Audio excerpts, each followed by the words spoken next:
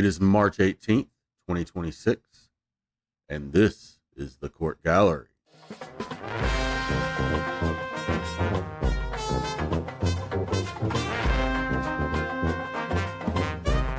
Oh yeah, welcome ladies and gentlemen. We have an absolutely wild compilation for you tonight, and we're calling it Epic Smackdowns for a reason. You're about to see the return of Donna Tope. She's been held in contempt and justifies her actions by complaining about court being on YouTube.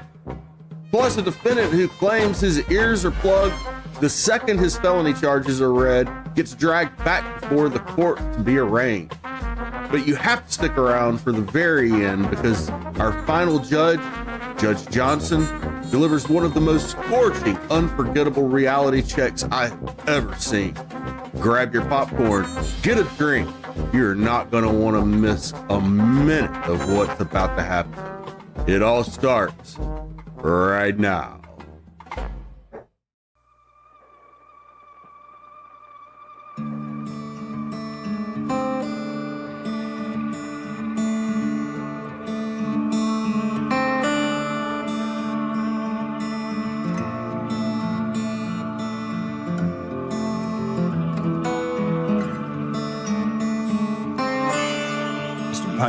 Can you hear me? Yes, I can. Okay, we're going to move you to a breakout room so you can consult with Attorney Cole privately. Okay. So you're going to see on the screen an invitation to join breakout room 2. And when Ms. Cole returns to the camera, we'll put her with you in breakout room 2, and your conversation with her will be private. Okay. So if you would join 2.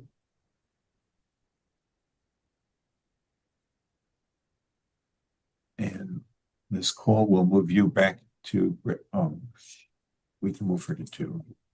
Mm-hmm. Yeah, because right now I can only go to 1. Okay. Mr. Campagna has 2 files, and a third file is a warrant for probation violation. So he's got 3. So we'll put you in 2. Ms. Cole, have you had the opportunity to speak with Mr. Campagna? Yes, Your Honor, we have. Great. There's 3 files here. They are 26. 3 files. Yes. Right? 3. 3. Thank you. 26-00063, 26-00234, and 24-00447. The last file is People of the State of Michigan versus Robert Philip Campagna. The other 2 files are People of the City of Royal Oak versus Robert Philip Campagna. And good morning, Your Honor. Attorney Susan Cole on behalf of Mr. Campagna. Your Honor, we do agree to this proceeding by Zoom today. And for purposes of arraignment on the file for the State of Michigan versus Robert Campagna, I would ask that you recall the bench warrant since he is here in front of you, enter a not guilty plea for his probation violation. And I don't think I continue on that because I think there's probation violation attorneys, but he would be requesting counsel. I was in the hospital at that time during when I missed that date. I was at Corwell Psychiatric Hospital. So that's why I missed it. And Your Honor, he does say that he has been in touch with his probation officer, Preston Young, and gave him that data. Mm-hmm. So things will probably go well for him in his next review. I would ask for a personal bond.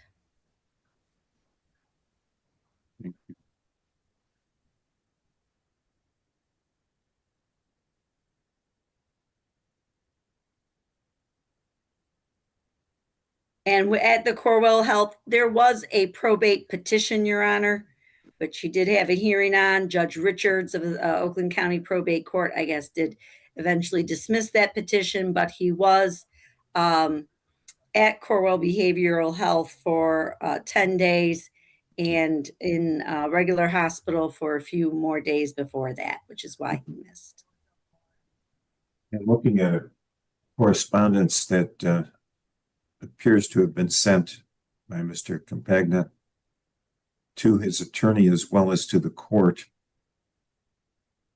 And the nature of his communication is such that I'm not that optimistic about it going well with this probation officer. Then there is a more recent. Because I was in the hospital. I don't care where you were. You don't tell the court. You don't speak to anyone in writing the way you spoke to the court then. Anatomically impossible sexual suggestions are not appropriate. Oh, I didn't. I never did that. I read what you sent. What did I It's send? to come from you, and I'm not going to repeat the language in court. But there's another correspondence allegedly from you and more recent.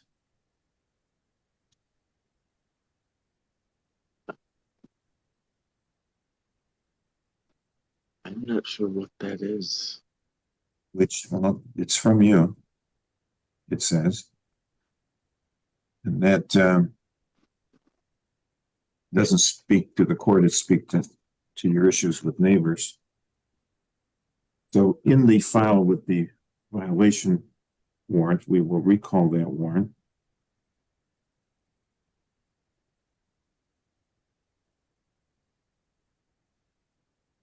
We will reset the hearing.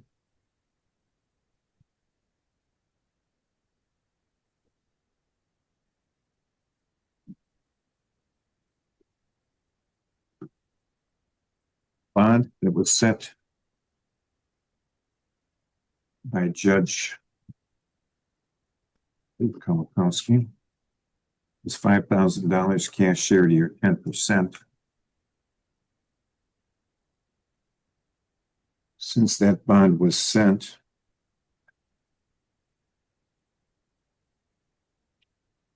you've had a month to appear and you haven't.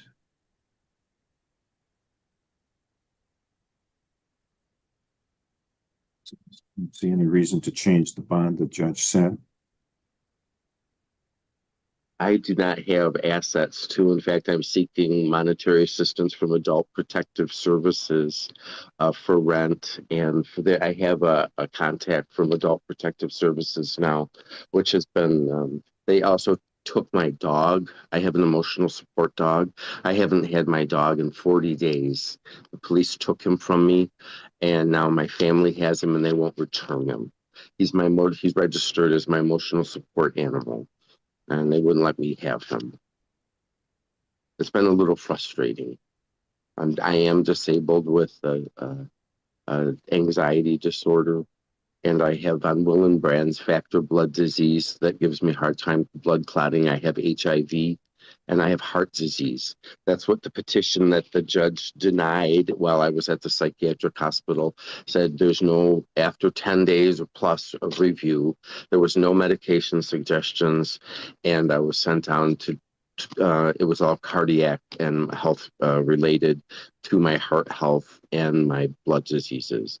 If there was confusion about what I sent to my probation officer, I could explain it wasn't meant to be anything disrespectful. I hope if there was anything about sending information that I received solicitations on Instagram from a couple of prostitutes that I reported to the police on Instagram through to say they're soliciting me and I need help for protection. I did not send that out or suggest anything to them or to the court or probation. It was because I needed help to see if I could somehow stop them from so they told me just to block their attempts.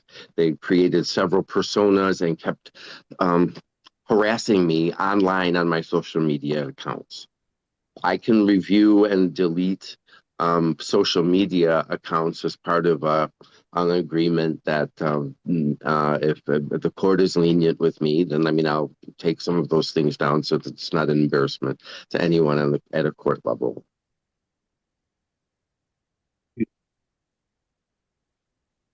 Well, I think we still need to address the 2 misdemeanors that are new.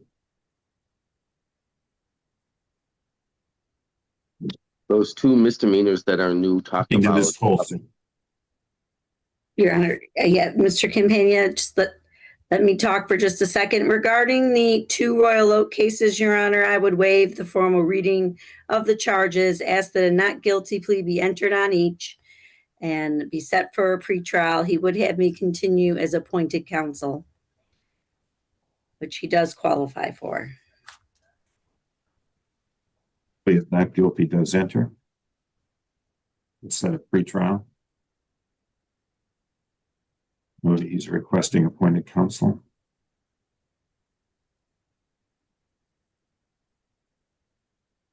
And bring a plea on the other file as well. I'm not guilty.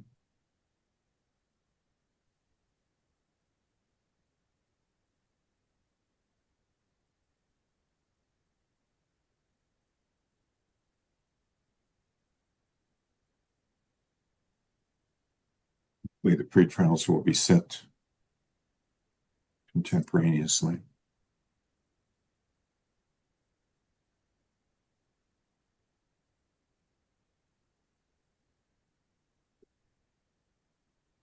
Your Honor, regarding bond on these, I would ask the court to take into consideration that he has been considered disabled with an anxiety disorder since 2002. Obviously, he was petitioned to be hospitalized for looking at mental health, spent some time in treatment. He did start to tell me when we were talking regarding neighbors trying to possibly get him in trouble and solicit him. So maybe that's why there was inappropriate language sent. That he was trying to send evidence. Obviously, that's not the way to do it. But he has very little income, and I would ask for a personal bond and reconsideration on the other case to lower that bond set by Judge Kay. I'm sure if Kolakowski, if Judge Kolakowski would hear these latest updates regarding the hospitalization and the mental health petition, I think he would reconsider the bond that he had set.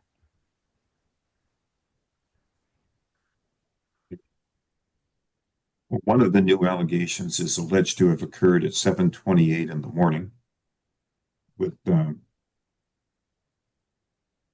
that was just before the hospital. I think that led to going to the hospital and then the hospitalization.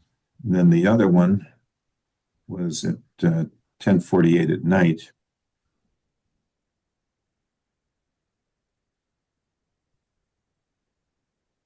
The remarks on the 11:48 on the 11th of January on the citation read, defendant was blasting his exterior alarms with flashing red lights, causing multiple neighbors to call ROPD, not booked, refused to talk to officers. That's January 11.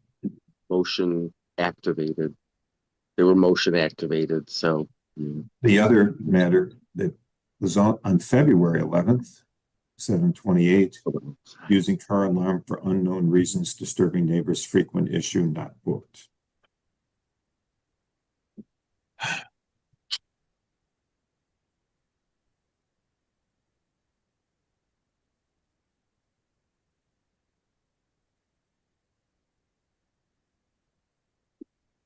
And back when I arraigned him on the file that goes to 2/20/2024, the term and condition of the bond was that there was different charges. yeah, that was Judge Feminino out of the 41st district. The tail that we had. No, this was a felony file that started in Royal Oak. It was a Yeah. misdemeanor. He released me. 2-year all misdemeanor. convictions met What I in. said, you can stop talking, sir. Sorry. I had no contact with the alleged victims and no contact with 4144 York Belinda Boulevard, except for a one-time pre-scheduled police escorted return trip to pick up personality. I Yeah, don't know when that provision changed. that's when, yeah, it cost me close to $20,000 because I had no place to stay. So I paid to stay myself in a hotel because they told me not to come back here. Why? That was last year for mm, mm, more than 180 plus 65 days. Are you still on probation on that matter? No, that was Judge Feminino released me, or 80 days plus 65. Judge Feminino said I met all the requirements with the court, and Judge Feminino had nothing to do with this file. okay, but I'm just saying how that closed, that situation. Sitting in closed. Oakland County. It's not, it wasn't, where nothing is, I'm not accountable to Clinton Township any longer, I guess. I've met all my requirements there.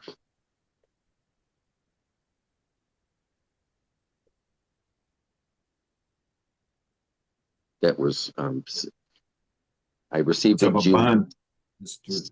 2nd last year. Not to punish you 2020. before trial. It's to make sure that you appear in trial or at the hearing scheduled by the court, as well as it is to ensure the safety of the public. I believe the court rule says safety of the public. It doesn't speak to the convenience of the public.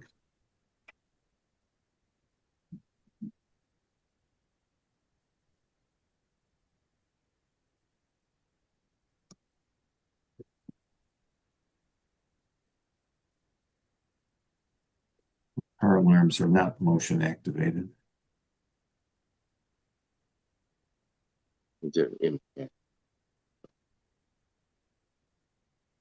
Bond on each of these two new misdemeanors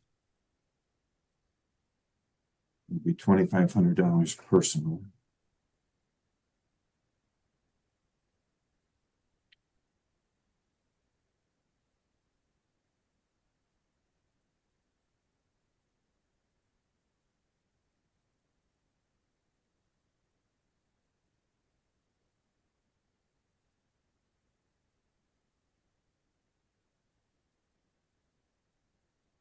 Judge Kawakowski entered the warrant for your arrest was in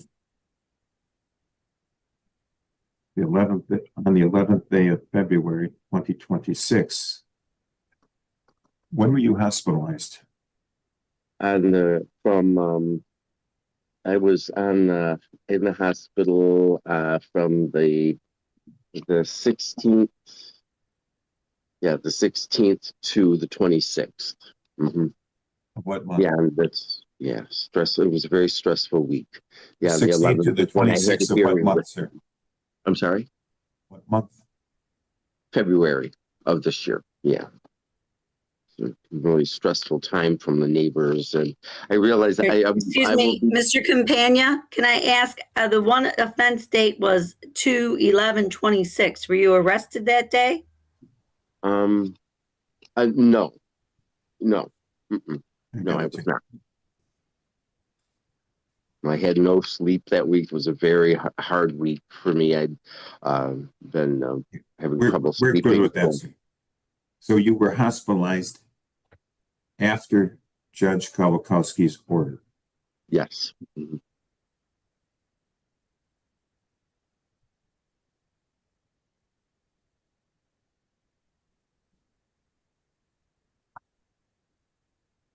Given that, I'm going to modify the bond that he set from 5,000 cash surety to 10%. I'm going to modify that to a personal bond.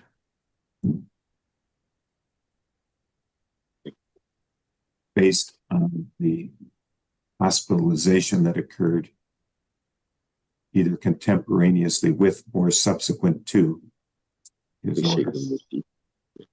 I don't know what else to say. Mr. Campagna, he's giving you personal bonds. You and I will be in touch. I'm going to text you my number now. We're going to make sure you get all your court appearances, and I will be helping you from here. Thank you. Probably be better if he didn't communicate directly with the court in writing either, especially given the nature of his comments. Yes, Robert, I would ask that you do not communicate through me, please. Okay, very well. Yes, I will. We're all set. Thank you. Thank you. Thank you, Your Honor.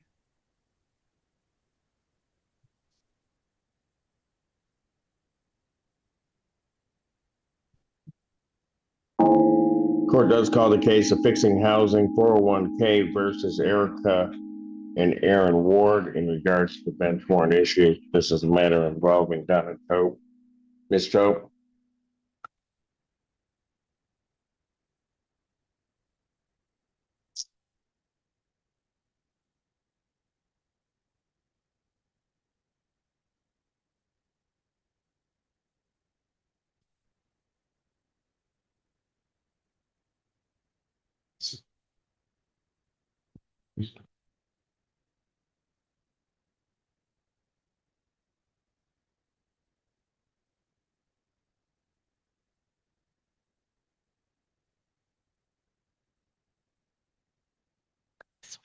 Yes. Good.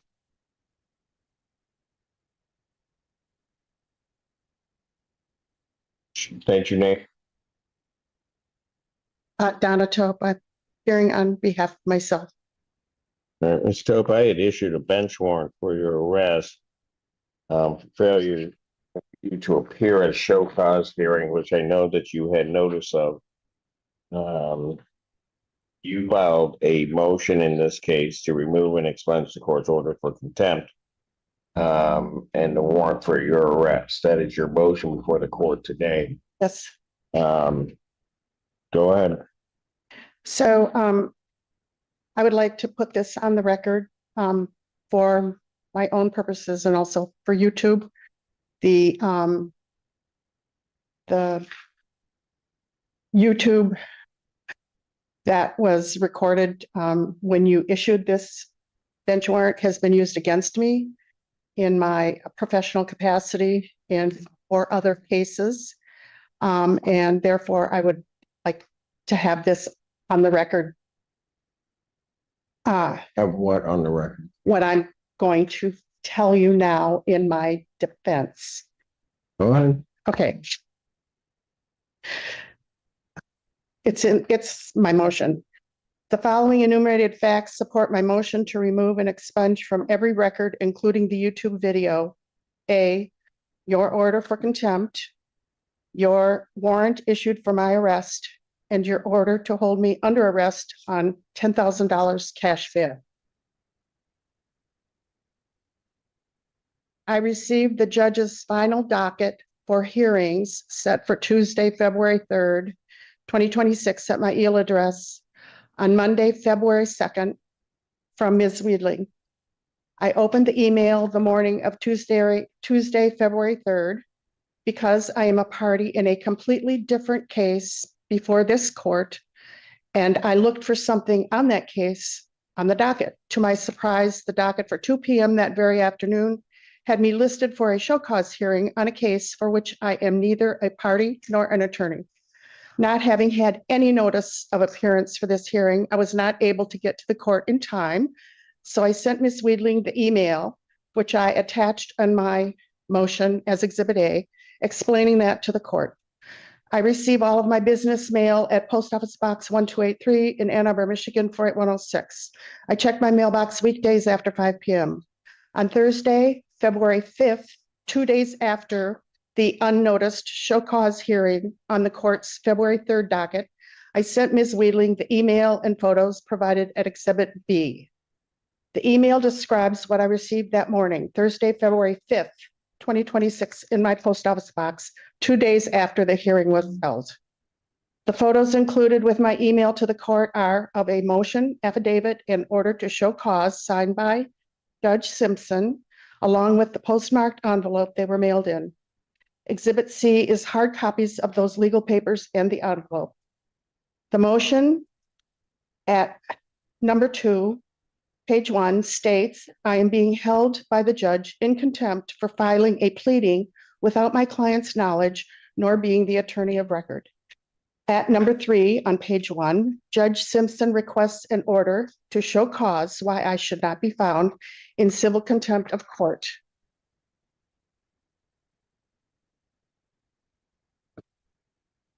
Can you attach it for me? Thank you.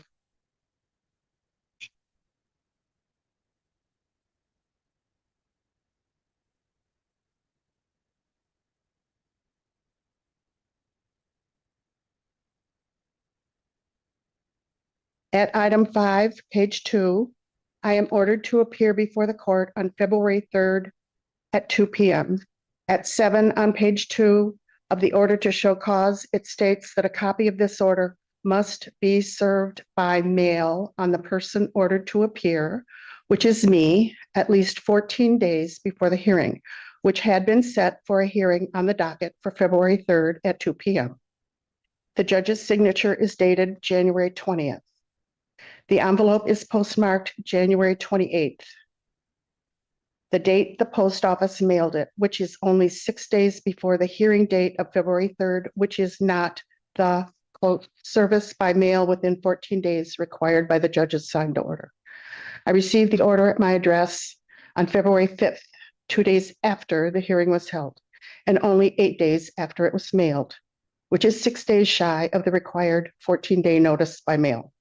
The facts are that I was not properly served nor properly noticed of the hearing at which Judge Simpson found me in contempt for not appearing. The further facts are that in finding me in contempt for not appearing, Judge Simpson issued a warrant for my arrest and demanded an excessively punitive cash bail of $10,000, or so I was told by a person who was in the courtroom when Judge Simpson put his order for my arrest on the record. Based on what I have provided, the judge's motion and order in the mailing envelope, I am asking for the following relief from Judge Simpson. Please retract, remove, and/or expunge all records of the order for contempt, the bench warrant, and cash bail issued by the judge, so that there is no evidence out on the web that the judge issued the order, the warrant, and the excessively punitive bail. I include court records, transcript records, and the YouTube video of the judge's orders that another attorney alerted me to in cases that I am appearing in 3 other circuit courts, and reissue with proper notice to me the show cause hearing the judge wishes to impose upon me. I am perfectly happy and willing to appear at a show cause hearing if I have proper notice. I did not. This is your proper notice. You had notice. I will stand on the record that I made that day that you had notice of that hearing and that you failed to appear. And my staff indicated that. You can argue with me all you want, Ms. Tope. What I will do, though, because you have part of the reason that the bond is set in the amount that it was, is because you had basically been removed from the case, this case. You had filed a pleading, you signed it. Your former client had no knowledge of it. that is not, Was delayed. not correct. You want to know what? Do not interrupt me, because then there's going to be a whole other problem. Your client stated on the record they did not have no knowledge of it. Defense counsel or plaintiff's counsel had to respond. The amount of the bond is the amount of billings that the plaintiff had incurred based upon you filing pleadings when you weren't supposed to and the delay that you caused. It was set in that amount. What I will do is I will cancel the bench warrant. I will reset your show cause hearing. So here's your notice for April 14th, 2026, 9 a.m. Thank you.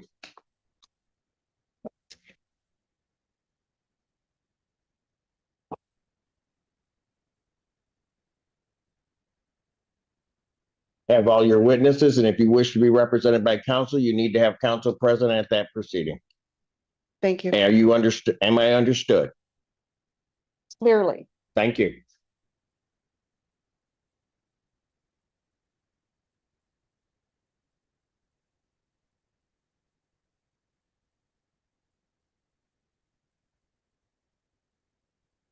Well, that was fun. Court does call the case of the people of the state of Michigan versus Cedric Demetrius Green. And I still don't get my option. Officer? Yes, Your Honor. There you are. Okay, detective. I'm sorry. All right, there. I just had to find you on my screen. It's a bit crazy day for me. I All understand. right. Sir, if you can please raise your right hand. Do you solemnly swear or affirm testimony you're about to give will be the truth, whole truth, nothing but the truth, so help you God? Yes, I do. All right. If you could state your name, your department, and please tell me what you know about this matter. Detective Christopher Hoffman with the Ann Arbor Police Department. On 3/16 of 2026, Officer Uhas responded to 301 North Main Street in the city of Ann Arbor for a delayed breaking and entering report. Surveillance video showed on 3/15 of 2026 at 19:42 hours, a black male suspect and one white female suspect were captured on surveillance footage entering the building at 19:42 hours. Uhas stayed on scene until the victims arrived, a Sean Sinaway and Munir Issa. They both are owners of the building who share the space. They claimed that Sean stated that in his office, his drawers were rummaged through that had gold necklaces and bracelets valued at $10,000 to $15,000 stolen. Munir also stated that the same office space he shared was rummaged through, which he had gold and silver coins, approximately $10,000 to $15,000 also. In addition to that, he had a U.S. bank credit card stolen with last four numbers of 8648. While responding to the scene, he was advised of a charge for $14 and $11, which were fraudulent on that card. In addition to the necklaces and coins stolen, there was also payroll checks for the different businesses inside that building, which were taken. Surveillance footage was captured and pictures were disseminated to AAPD to try to identify the suspects. The next night, Officer LaValle and Downer were in the area of East Huron in the city of Ann Arbor and spotted the female believed to be involved with the B&E incident. The female identified herself as Christy Poston and admitted to being the person on the surveillance video. She also confirmed that the black male in the video was Cedric Green. She gave a further statement that she has witnessed Green commit several crimes within the past week and described Green as a scavenger and that he steals packages and breaks into places. She was able to put him at the scene of several breaking and enterings within the past week, most notably 211 South 1st Street, which were AAPD cases 26-10087 and 26-6633. She also placed him in the area of a burglary with an unknown construction site and an area of West William and South Ashley, which is believed to be the mobile gas station at 402 South Main. She further elaborated about the burglary at 301 North Main. She stated Green had pry tools with him, which she witnessed him use to gain access into the building. She recalled Green walked down a hallway into offices and stated that he had shown her some type of necklace with a pendant inside the building that had Arabic letters on it. She also stated that he had located several $50 coins in the main office. Poston admitted to carrying items in a white trash bag full of belongings out of the building when Green asked her to carry it, but stated she did not know what was inside of it. Poston stated Green was in possession of a giant stack of checks from the building, and that the checks were green and white books. Some checks were already addressed to the recipients, and some were blank to be filled out. Green attempted to try to get her to cash the checks, but she did not have an ID to do so. She also stated where Green was and where we could find him at the time, and that he would have all the items that he stole still in his possession. Officer Cooper, along with Officer Schultz and Berglund and Sparling, all arrived in the area of 123 East Washington, where Paulson said Cedric would be at the bottom of the parking structure. They did locate him in that area and gave him orders to get on the ground. Green was non-compliant, and he was attempted to be secured with his left arm, used by muscling techniques of Officer Sparling. Cedric resisted going to the ground, constantly flexed his muscles, tensed himself, tried to roll away while clenching his fists, and attempted to generally delay the officers taking custody of him. He was eventually handcuffed, where he was placed in the back of a patrol car. Once in the back of a patrol car, he attempted to damage the window by kicking the window multiple times. He had to be secured in the rear of the patrol car with the seat belts. In his possession were the items stolen from the burglary. Most notably, he was wearing the exact same coat and hat seen on surveillance video. The checks from the business were still in his possession. So was the credit card that was stolen that was used fraudulently. He also had different business cards and other possessions that were stolen from the burglary. He was then transported to the hospital, where he was cleared and logged in the Washington County Jail. And I think I have everything except count 5. Sir, can you come out for a minute? I'm gonna put someone else in because they're actually. Sir, I think I have everything And, except count 5, the electronic monitoring. oh, yes, absolutely. I apologize. It's a long report to read from here. Yeah, no, it's okay. I do have it highlighted here, I do recall.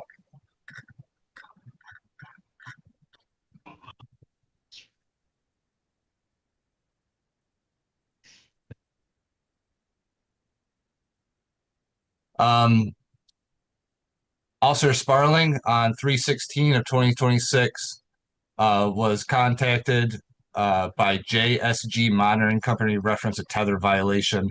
They had reported that Cedric Green had cut off his ankle tether and was last pinging in the area of the Blake Transit Center.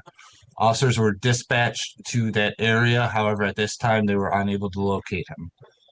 When he was located, he did not have the tether. Okay.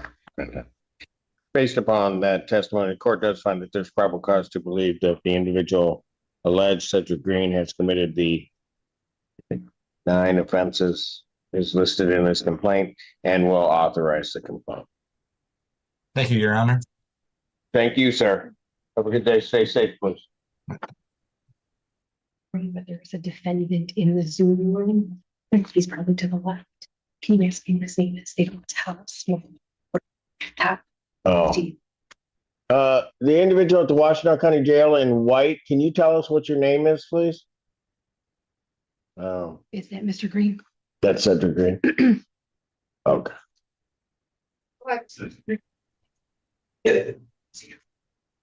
Are you Cedric Green? Yes, sir. I'll get you a character. Okay. All right. Mr. Green, Yes. you are before the court on a felony complaint that alleges between the dates of March 15th and March 17th of 2026, City of Ann Arbor, Washington County, State of Michigan, specifically at 301 North Main. The complaint alleges in count 1 the charge of larceny $20,000 or more. Do you understand the nature of that charge, sir? Yes. I don't know what.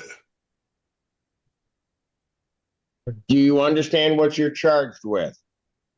Larceny. I heard you say larceny. Yes, sir. Yes, sir. Do you understand that charge? I know what larceny is, yeah.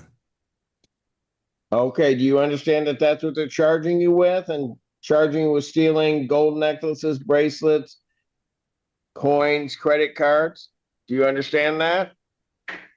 I understand that, but yeah. I'm not asking you if you did it. I'm asking you, do you understand what you're charged with? Yes, sir. All right. That's a felony punishable by up to 10 years incarceration and or a $15,000 fine plus court costs. The fine could be increased to 3 times the value of the property taken. If that's greater than $15,000, that becomes the maximum fine. You understand that, sir? Yes, sir. Count 2 on that complaint alleges that on that same date and at that same location that you did break and enter an office building located at that address. That's commonly known as breaking and entering with a building with intent. You understand that charge, sir? Yes, sir. That's a felony punishable by up to 10 years. Count 3 alleges on that same date and at that same location that you did or were in receipt or in concealment of stolen property valued at $1,000 or more, but less than $20,000. Do you understand that charge, sir? Yes, sir. That's a felony punishable by up to 5 years incarceration, a $10,000 fine plus court costs. The fine could be increased on that count if 3 times the value of the property. If that's greater than $10,000, that becomes the maximum fine. You understand that, sir? Yes, sir. Count 4 is a charge of stealing or retaining without consent a financial transaction device. You understand that charge? Yes, sir. All right. That's a felony punishable by up to 4 years incarceration or a $5,000 fine plus court costs. You understand that? Yes, sir. Count 5 is a charge of tampering with an electronic monitoring device. Do you understand that charge, sir? Yes, sir. That's a felony punishable by up to 2 years incarceration, $4,000 fine plus court costs. You understand that? Yes, sir. Count 6, count 7, count 8, and count 9 are all the same charge involving separate officers, but that you did assault, resist, or obstruct a police officer or first responder. Do you understand those charges, sir? Yes, sir. Each of those charges are a felony, punishable by up to 2 years incarceration and or a $2,000 fine plus court costs. You understand? Yes, sir. All right. First question I have for you, sir, I think that's all 9, is do you want to be represented by an attorney? Yes, sir. All right. This is a public defender case. Thank you. Our First Assistant Public Defender Clena Anderson with and on behalf of Mr. Green. Your Honor, we stand mute at this time. I reserve the bond argument.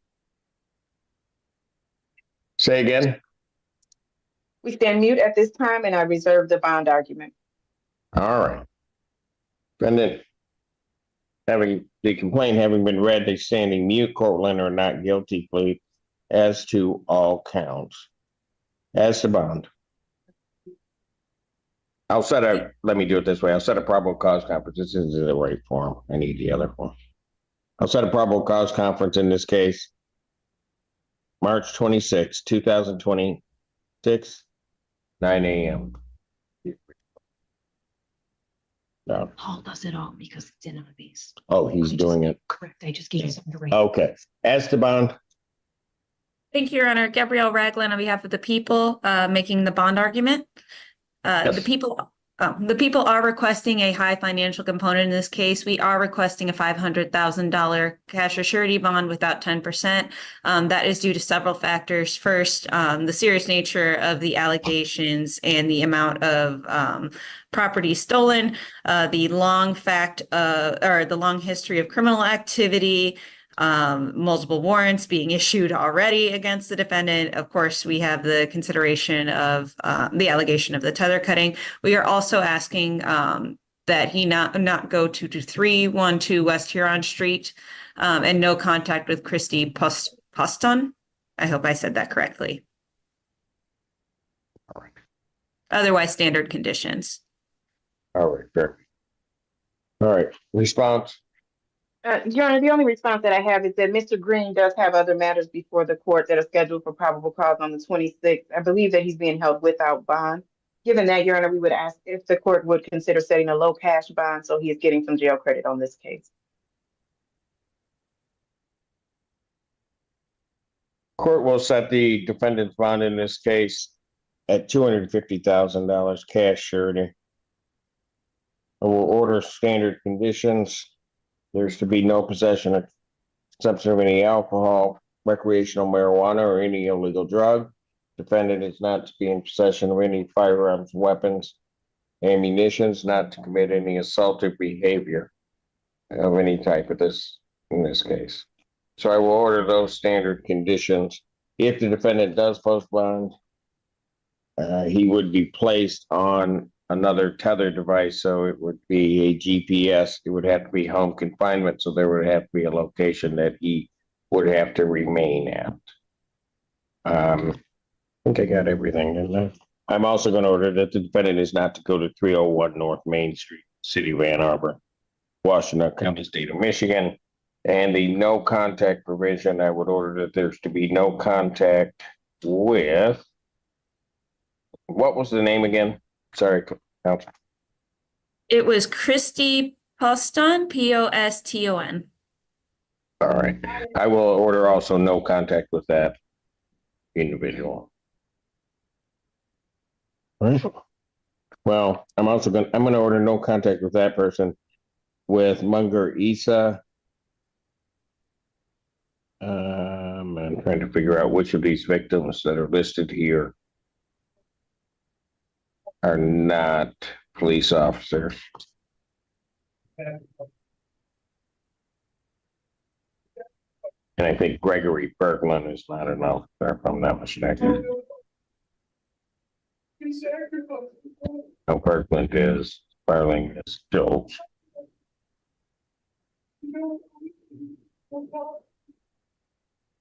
Berglund.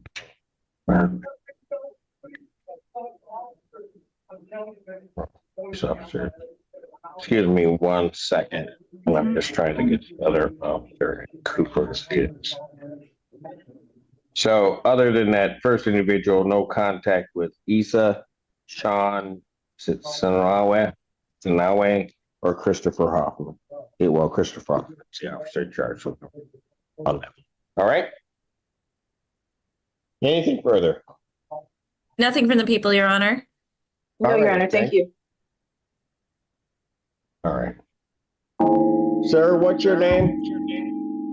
In the orange? Robert Drobashevsky. One. So Drobashevsky, you're before the court on a felony complaint. That felony complaint alleges that on or about March 9th of 2026, at the location of 2717 Brooklyn Drive in Ypsilanti Township, Washington County, State of Michigan, count 1 alleges that you did commit the offense of unlawful imprisonment regarding a Jennifer Larma. You understand the nature of that charge? I'm not asking you whether or not you did it. Yes. Do you understand what you're charged with? Yes, Your Honor. That's a felony punishable by up to 15 years incarceration, a $20,000 fine plus court costs. Do you understand that, sir? Yes, Your Honor. Count 2 is the offense of domestic violence or knowingly assaulting a pregnant individual, third or subsequent offense. Do Did you say pregnant individual? Said domestic violence and or knowingly assaulting a pregnant individual. Your Honor, I have a clock here. I need to ask them to turn the volume up, please. Hang on, sir. Can you turn up the volume? It's the third offense, domestic violence. Do you understand that, sir? No, sir, Your Honor, because my ear and I didn't hear, and I wanted to clarify before I answer that. Did you say pregnant individual? I listed the charge. I do not have knowledge that the individual is pregnant. I'm saying, let me redo that.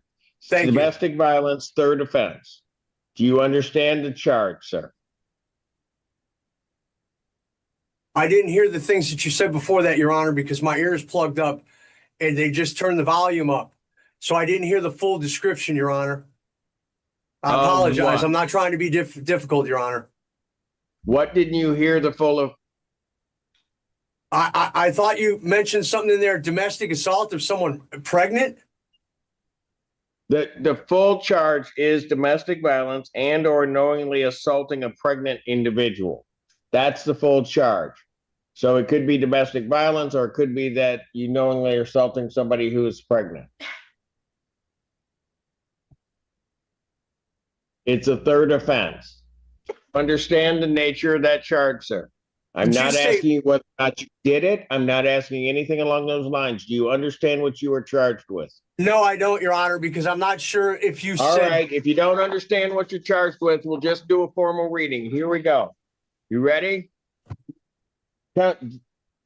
I'll just go through all of the counts here because I'm it's done. going to be this way. The complaints are alleges that on or about I'm done. March 9th, 2026, at the I'm done. location of 2717 Brooklyn Drive in Ypsilanti Township, Washington County, State of Michigan. Count 1 alleges the offense of unlawful imprisonment. That specifically is indicating that you did knowingly restrain. Why did they let him go?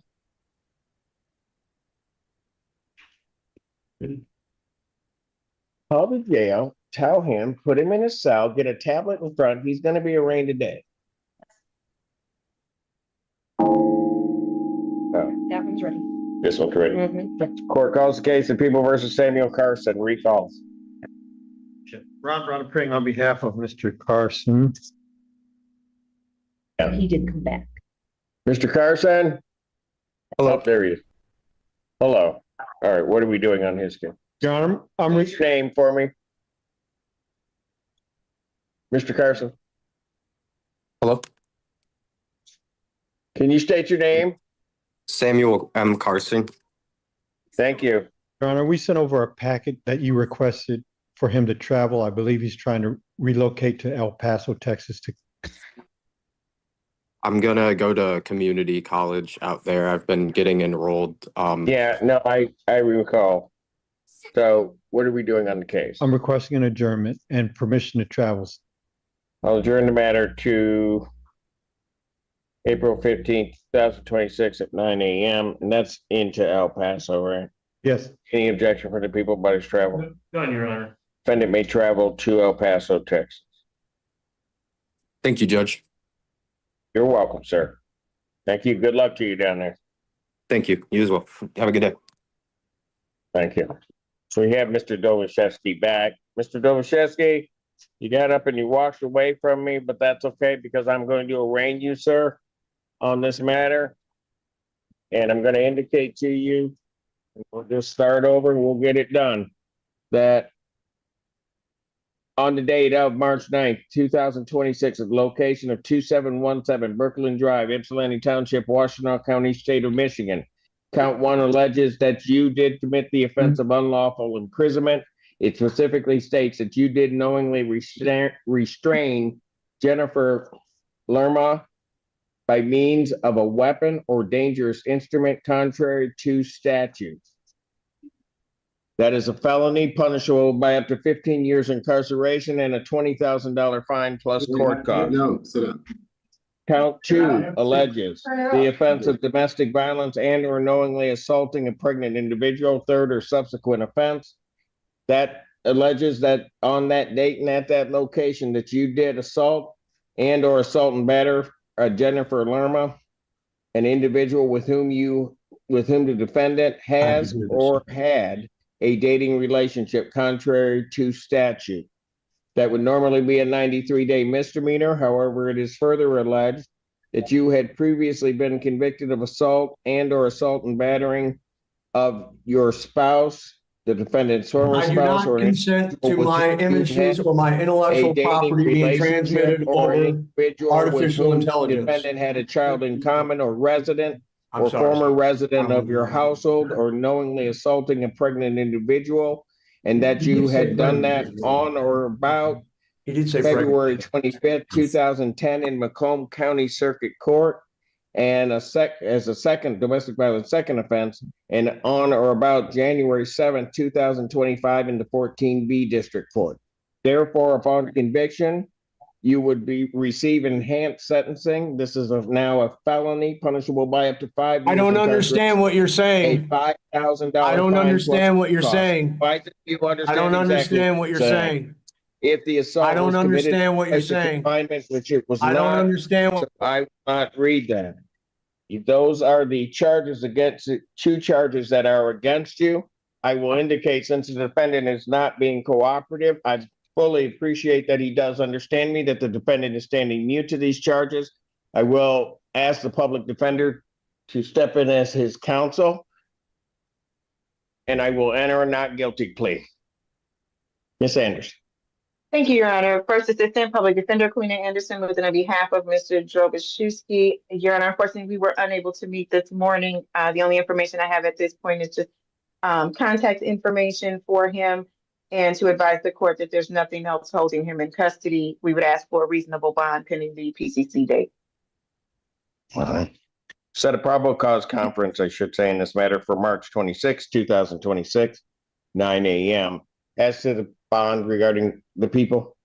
Thank you, Your Honor. Gabrielle Ragland on behalf of the people. The people are requesting a high financial component in this case that is due to the serious nature of the allegations, and that there are significant lethality concerns regarding both regarding the victim, and we also have concerns about returning to court. We are requesting a bond in the amount of $500,000. We are also requesting no contact with the listed victim and a GPS tether with an exclusion zone of 2717 Brooklyn Drive in Ypsilanti.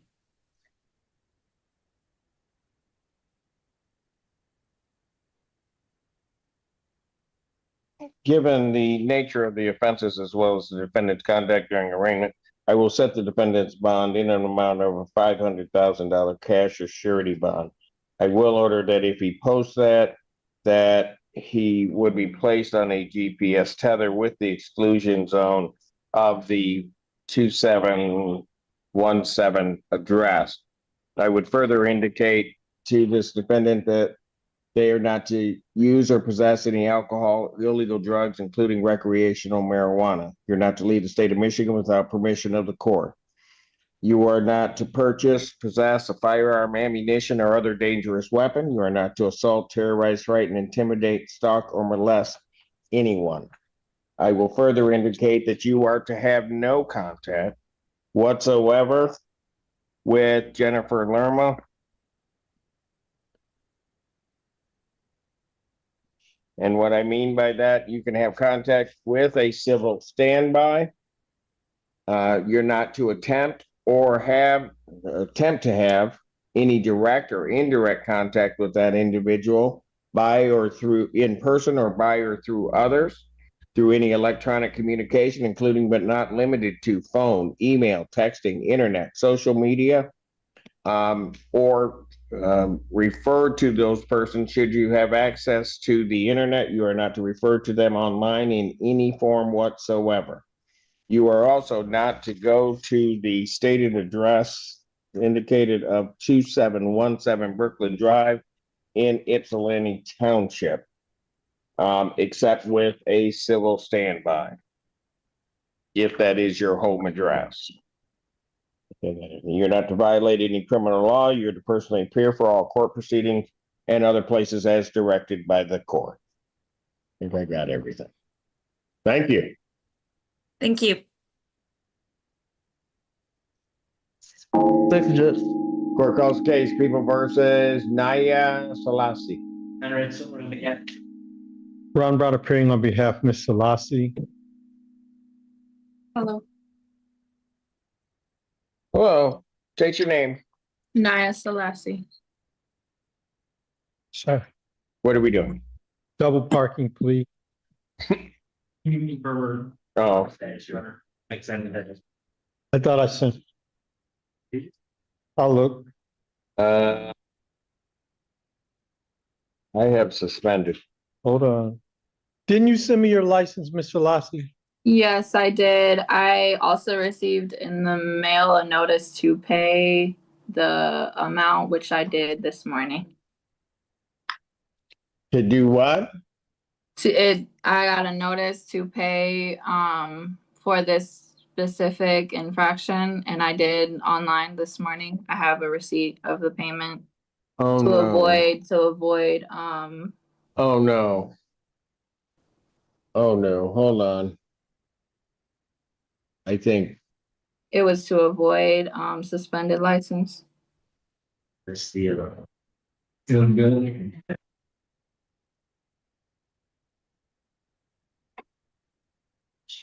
But you think, does that form, the thing that you received, does it have a case number on it? 26P 000047B. She had civil infractions that He had a civil infraction attached to it. but they both show paid, They both show and paid. that's her driving. Your Honor. Hold on, so this is her current one. Okay, so right now, her status, I just ran it again. She's not suspended because she paid the civil infraction. She did the right thing and paid the civil infraction. But at this point, her status says not valid. She can go over it. No, just get it. I don't Double park, prosecutor still offers double parking. gonna offer double parking. Yes. I'm just trying to, She had, they issued her a new driver's license in February of 26. February 4th. hang on a second. Let's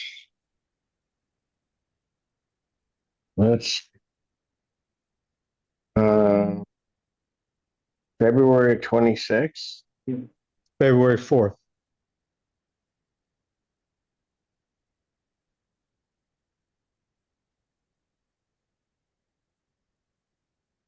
It's an enhanced license.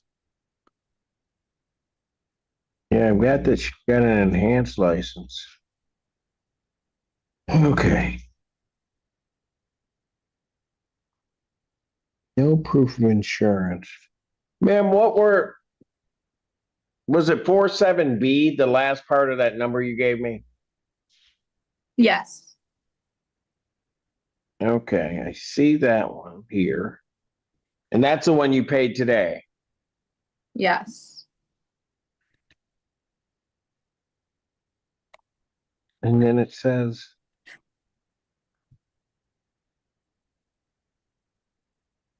Oh, you want to know what? You want to know what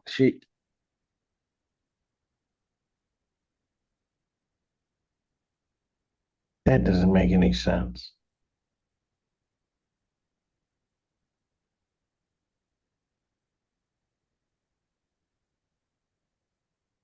He pled guilty to no proof of insurance. And so she got a suspension from February 13th, 2026 to March 14th, 2026. Right? So I see that. You paid, you want to know what? The only thing I'm thinking is clause, but it doesn't say she's. I've never seen this where it says not valid. Yeah. That's weird. She owed 125. Oh, What I mean. yeah.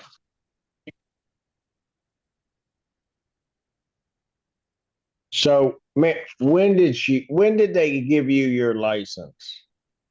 February February. 4th, 2026. February 4th? Yes. Okay, so then what you did, and I bet you, okay. So I think what happened, this is the best we could figure out. You probably owe money to the Secretary of State. She probably owes a reinstatement fee of 125. I already paid that when I had to pay in order to get a license. But would she have had to pay for the would she other one? Again, if she For the other. she had to pay that, she gets her license back on the 4th. She then pleads to the no proof of insurance, and then they give her an additional suspension till 14. till the 14th of March, and I don't know, does she have to pay again? I think so, because that suspension didn't start until February 13th, which would have been February. Yeah. So, yeah, you may. Yeah, I think you still have to pay another reinstatement. Okay, so, okay. But the All right, look. prosecutor's still offering you Where double park. to, how do I do this? Because I already I think paid. I think it's 125. I think you've got to pay it to the Secretary of State. I don't see anything that you owe us here. Yeah, because I paid a total, so when I got the notice in the mail, it said 185, and then online it said 230. So I paid a total of 230 this morning. Oh. So it said 185, 230. Did they? Okay. With us today was $230 total. I paid it after the default. Oh, you paid after the default. All right, let's do this, Okay. Miss Leslie. Time out, Judge. I'm gonna dismiss this case. And. Okay, you got that, Mr. Lousy? He's gonna just dismiss this outright. And then you just got to get down to the Secretary of State, try to figure out why they're saying your license isn't valid, but you're not going to owe any more money to us on this or anything like that. Okay. Because even if you had pled to the double parking, I was going to waive all your fines and costs because I don't know why everybody's trying to take your money. Yeah, exactly. I'm a single mother. I can't do this no more. So I'm going to dismiss this case. The prosecutor's dismissing it. Okay. You'll and be then, off. okay. you're How will all I set. receive the paperwork? Will it be by email of what the end of this case? That it's dismissed? Yeah. You don't trust me? No. I do. It's just I need a paper trail so that nothing else. No, I gotcha. You should be able to come down. I can come down in a couple days and see what they have in the file, and maybe is there something in there that will show a dismissal.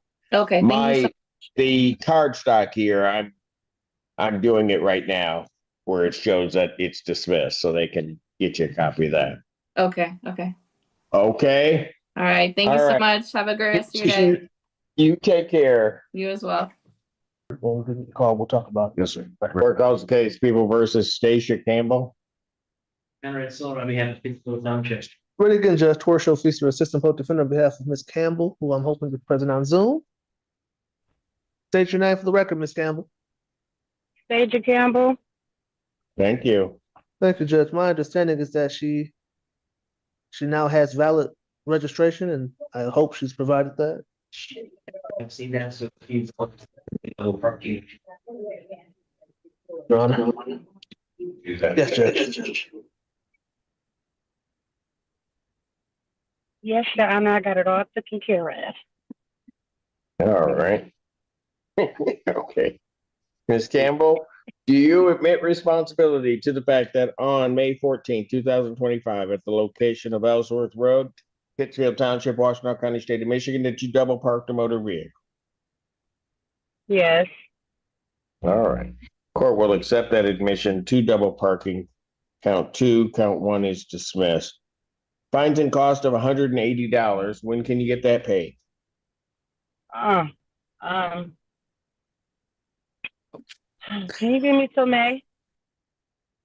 Till May? The beginning of May. It's like 2 months.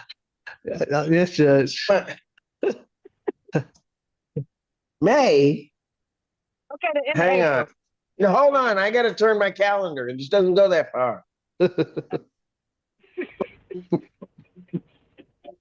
I'm gonna have a worse request than that later, Judge. I'm sure you will.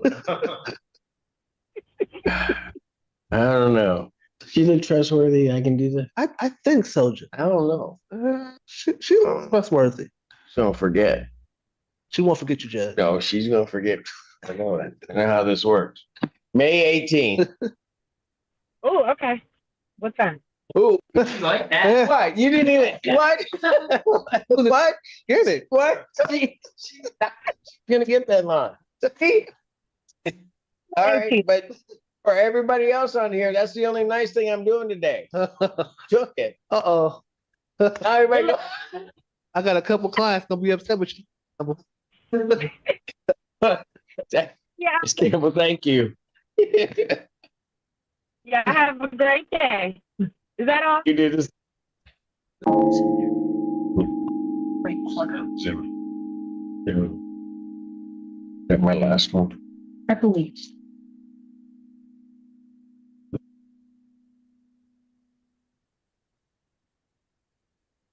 Mr. Zimmerman?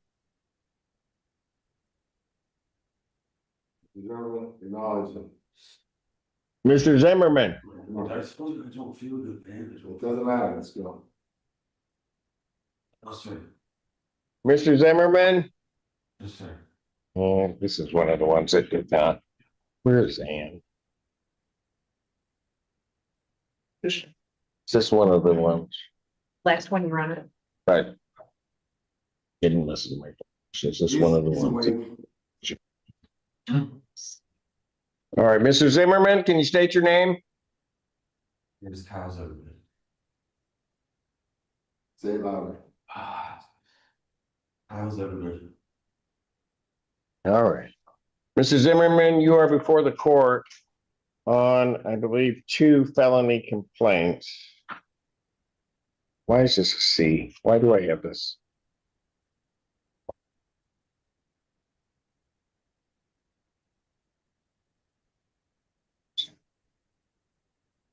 It's in loan status. That's why. That a civil case? No, collections. Oh, the election. Okay. All right. Mr. Zimmerman, you're before the court on a 3-count, or actually, I'm sorry, a 4-count felony complaint that alleges that on or about December 5th, 2025, at the location of 2475 Stadium Boulevard in the city of Ann Arbor, count 1 alleges that you did commit the offense of armed robbery. Do you understand that nature of that charge, sir? I haven't talked to anyone, sir. Pardon? I haven't talked with anyone, sir. But yes, I You haven't talked with anyone? No. I understand that. I'm arraigning you. I'm letting you know what you are charged with. Okay. Do you understand that you are charged with the offense of armed robbery?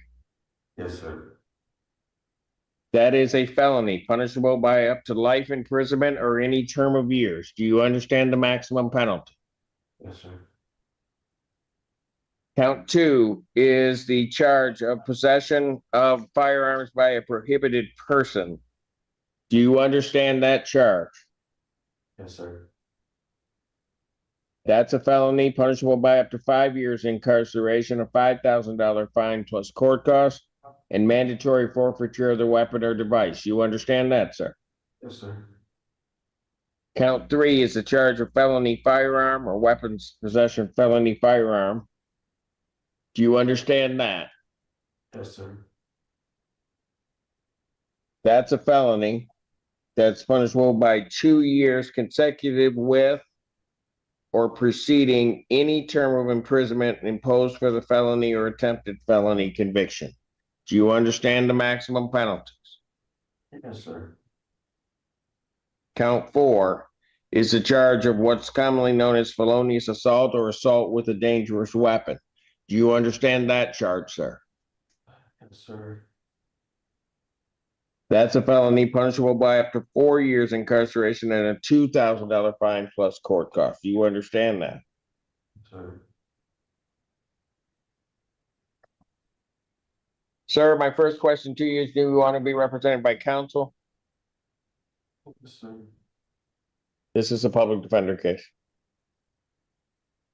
First Assistant Public Defender Queen Anderson, with on behalf of Mr. Zimmerman, we stand mute. I reserve the bond argument. All right.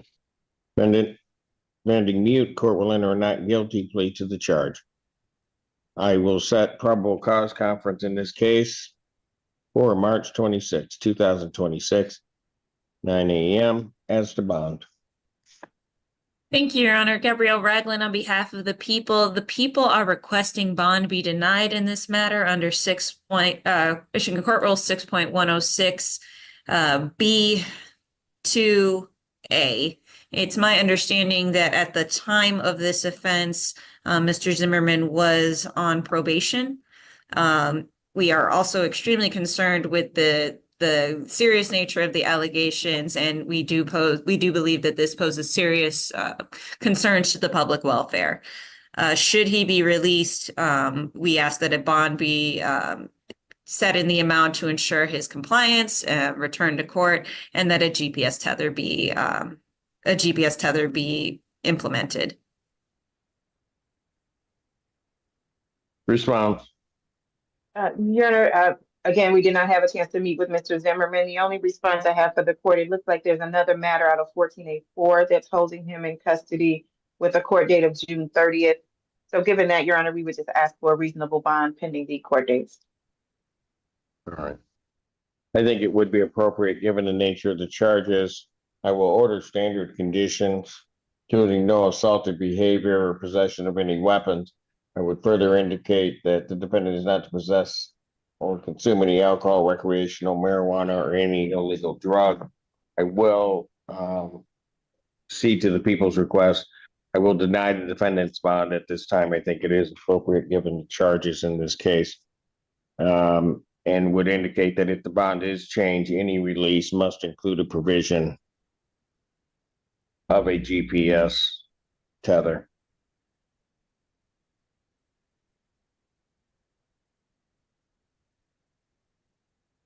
All right, thank you. Oh, I would also indicate that there is a case. Is it 161?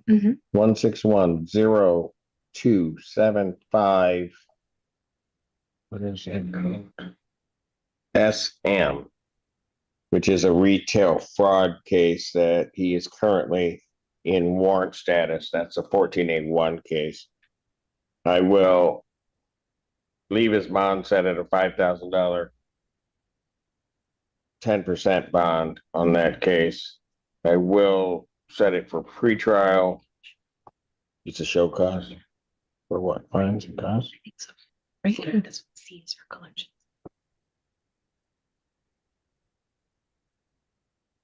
Okay, just give me a date then. March 25th at noon. I'll set it a show cause on this matter for March 25th, 2026 at noon. That is a PD case only.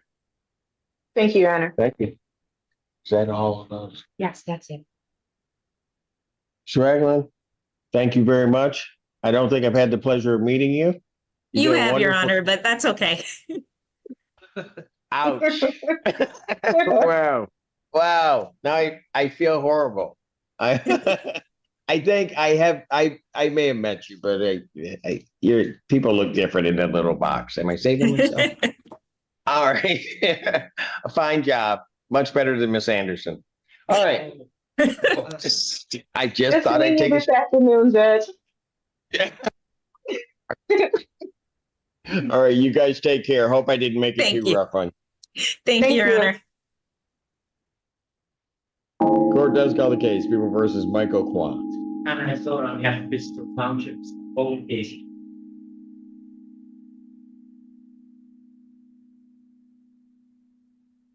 Your Honor, good afternoon. Sean Desai on behalf of the defendant, Mr. Quantz, and he stands to my right. Mr. Quantz, could you state your name for the record? Michael Ray Quantz. What are we doing? We've resolved both cases. In case 1894, he's going to admit double parking. Okay. If you accept that admission to double parking in that case and move to dismiss original charge as well as dismissing case 2154. Resolve everything. And is that a correct statement? That is correct, Your Honor. All right. So, sir, I have my paperwork here somewhere. Really? Take your time, Your Honor. Actually, Mr. Quantz worked hard to pass the driving test, and While the parallel parking portion of the driving test there was a little bit, a few cones that were moved, but they determined he had enough points to pass.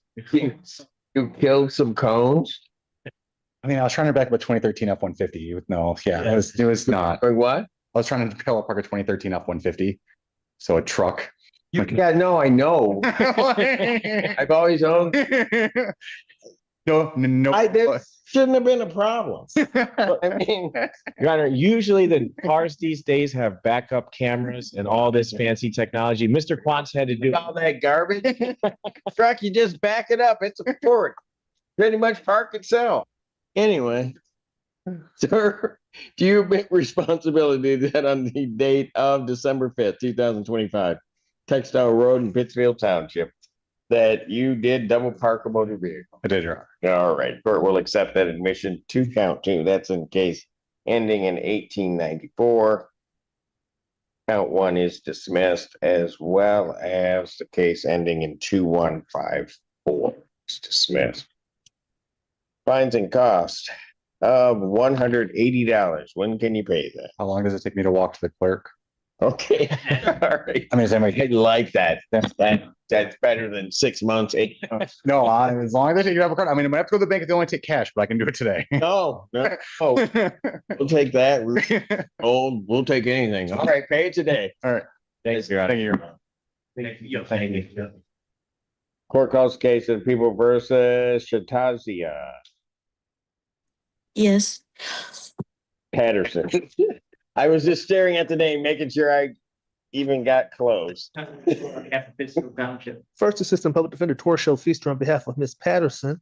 Please state your name if you haven't already. Shatasia Patterson. Shatasia. See, I did the everybody's always messing me up like that. What? Yeah, they're messing me up. I'm gonna get empowered to change people's names. I'm gonna make it easy. Make it easy for me. All right, yes. According to my notes, it looks like Ms. Patterson has a valid driver's license and she would like to. Looks that way. Let's see. Go ahead, girl. Yeah. All right. Excellent. Down to a double permit. Admission move to dismiss the original charge. That is my understanding, Your Honor. She'd like to admit responsibility, Your Honor.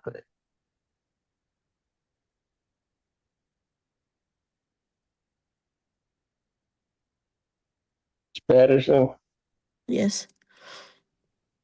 do you admit responsibility to the fact that find my ticket, that on January 1st, 2026, there's a way to start your on Carpenter Road in Pittsfield Township, Washtenaw County, State of Michigan, did you double park a motor vehicle? Yes. All right, court will accept that admission to count 2. Count 1 is dismissed. Fines and costs of $180. When can you get that paid? On Wednesday. What's today? Next Wednesday. Next Wednesday on the 25th. Okay. Then we'll see into that week. 27th. Get it paid by the 27th, okay? Okay. All right. Thank you, ma'am. Take care. You too. Court calls case, People versus Kenneth Payne. Conrad Solar on behalf of Pittsfield Township. Ron Brown appearing on behalf of Kenneth Payne.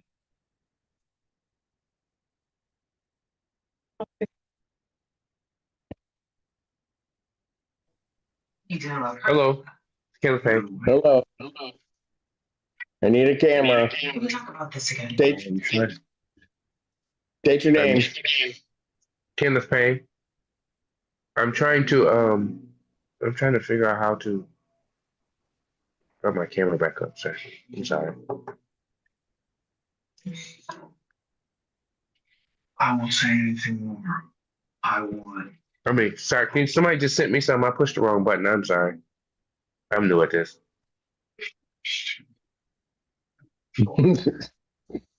You got it? Okay. State your name. Killer's pain. Somebody just sent me something. And then he's only got two choices. It's only two choices, and he hit the wrong one. Really, man? All right, anyway. All right. What are we doing? A double parking, I believe. That's correct. On both? Or Just one case, 0070. Simply double parking. He has obtained a temporary instructional permit. You accept the admission in 0070. Move to dismiss charge, as well as dismissing case 06. I got anyone too. She didn't even learn how to write it ever. all right. I would totally answer it. All right. You Sir? still laughing at me, Judge? No, I'm just having a good day. Listen, I am laughing. Yeah, that button is not hard. They sent that to me. I don't know how you messed it up. Because it didn't have your name on it. If it wasn't coming from anybody but you, Oh, I see. I said, hey, I see. later, buddy. All right. Sir, do you admit responsibility on January 14, 2022? I do, Location sir. of Carter Your Honor. Road in Pittsfield Township that you double parked the motor vehicle. I did, Your Honor. All right, court will accept that admission. Count two. Count one is dismissed. Fines and cost of $180. When can you get that paid? Today. Today? All right. I'll give you till Friday. Pay it by the 20th. Okay? Thank you, Your Honor. Thank you, sir. You have a good evening. You as well.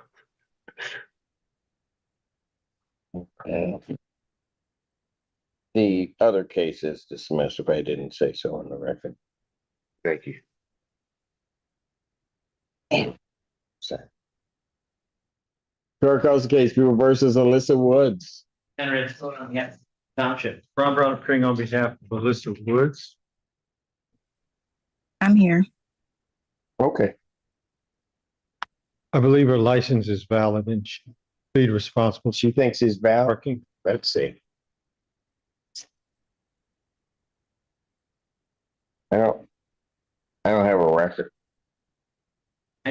I just think this was a violation of the instructional permit, and I was gonna allow her to admit responsibility to double park. You were? Okay. One. That's what you want? Yes. So I moved that down to double parking, Your Honor. Thank And you. of course, if you accept the admission, we'll dismiss the original charge.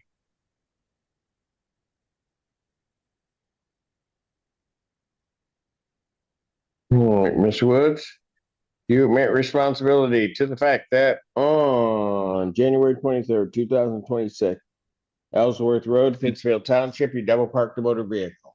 Yes. Court will accept that admission to count two. Count one is dismissed. Fines and cost of $180. When can you pay that? Can I get 90 days to pay that? 90? Or I can do it Is in a that what week. she said? I can I do didn't- 30 days. Well, then why'd you ask me for 90? I didn't know how many days it could go.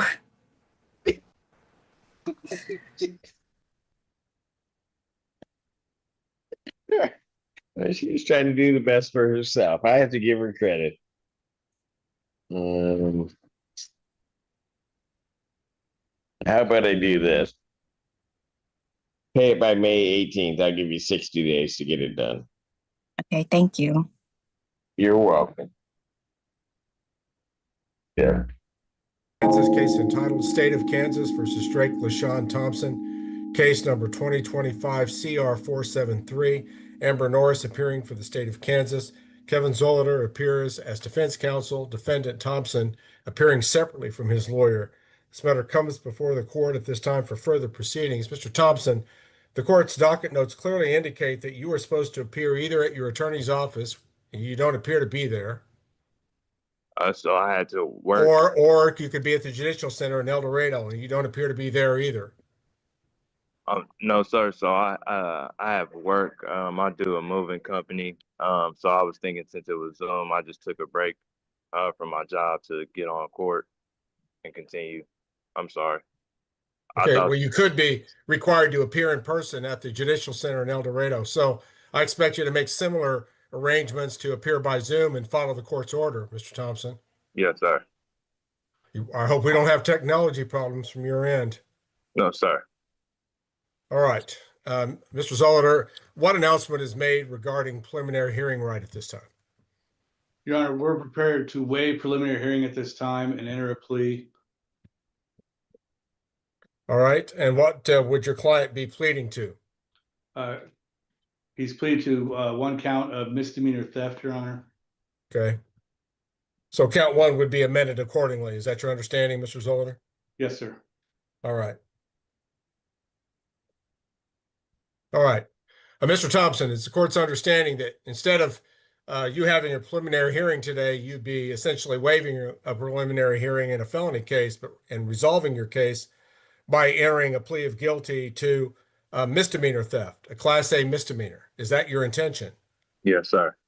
You understand misdemeanors, Class A misdemeanors like misdemeanor theft are punishable by up to a $2,500 fine and up to a year in the county jail or both? Yes, sir. Right. If you're pleading guilty, you're telling the court that you did the act charged by the state, in essence. According to them, this all took place October 5 of 2022. Is that when it happened? Yes, sir. It happened somewhere in Butler County, Kansas. Where was it? Walmart, Butler County. Okay, in El Dorado or Augusta? El Dorado. El Dorado. Oh, no, I'm sorry, Augusta. I'm sorry. It was the Augusta Walmart? Yeah. Okay.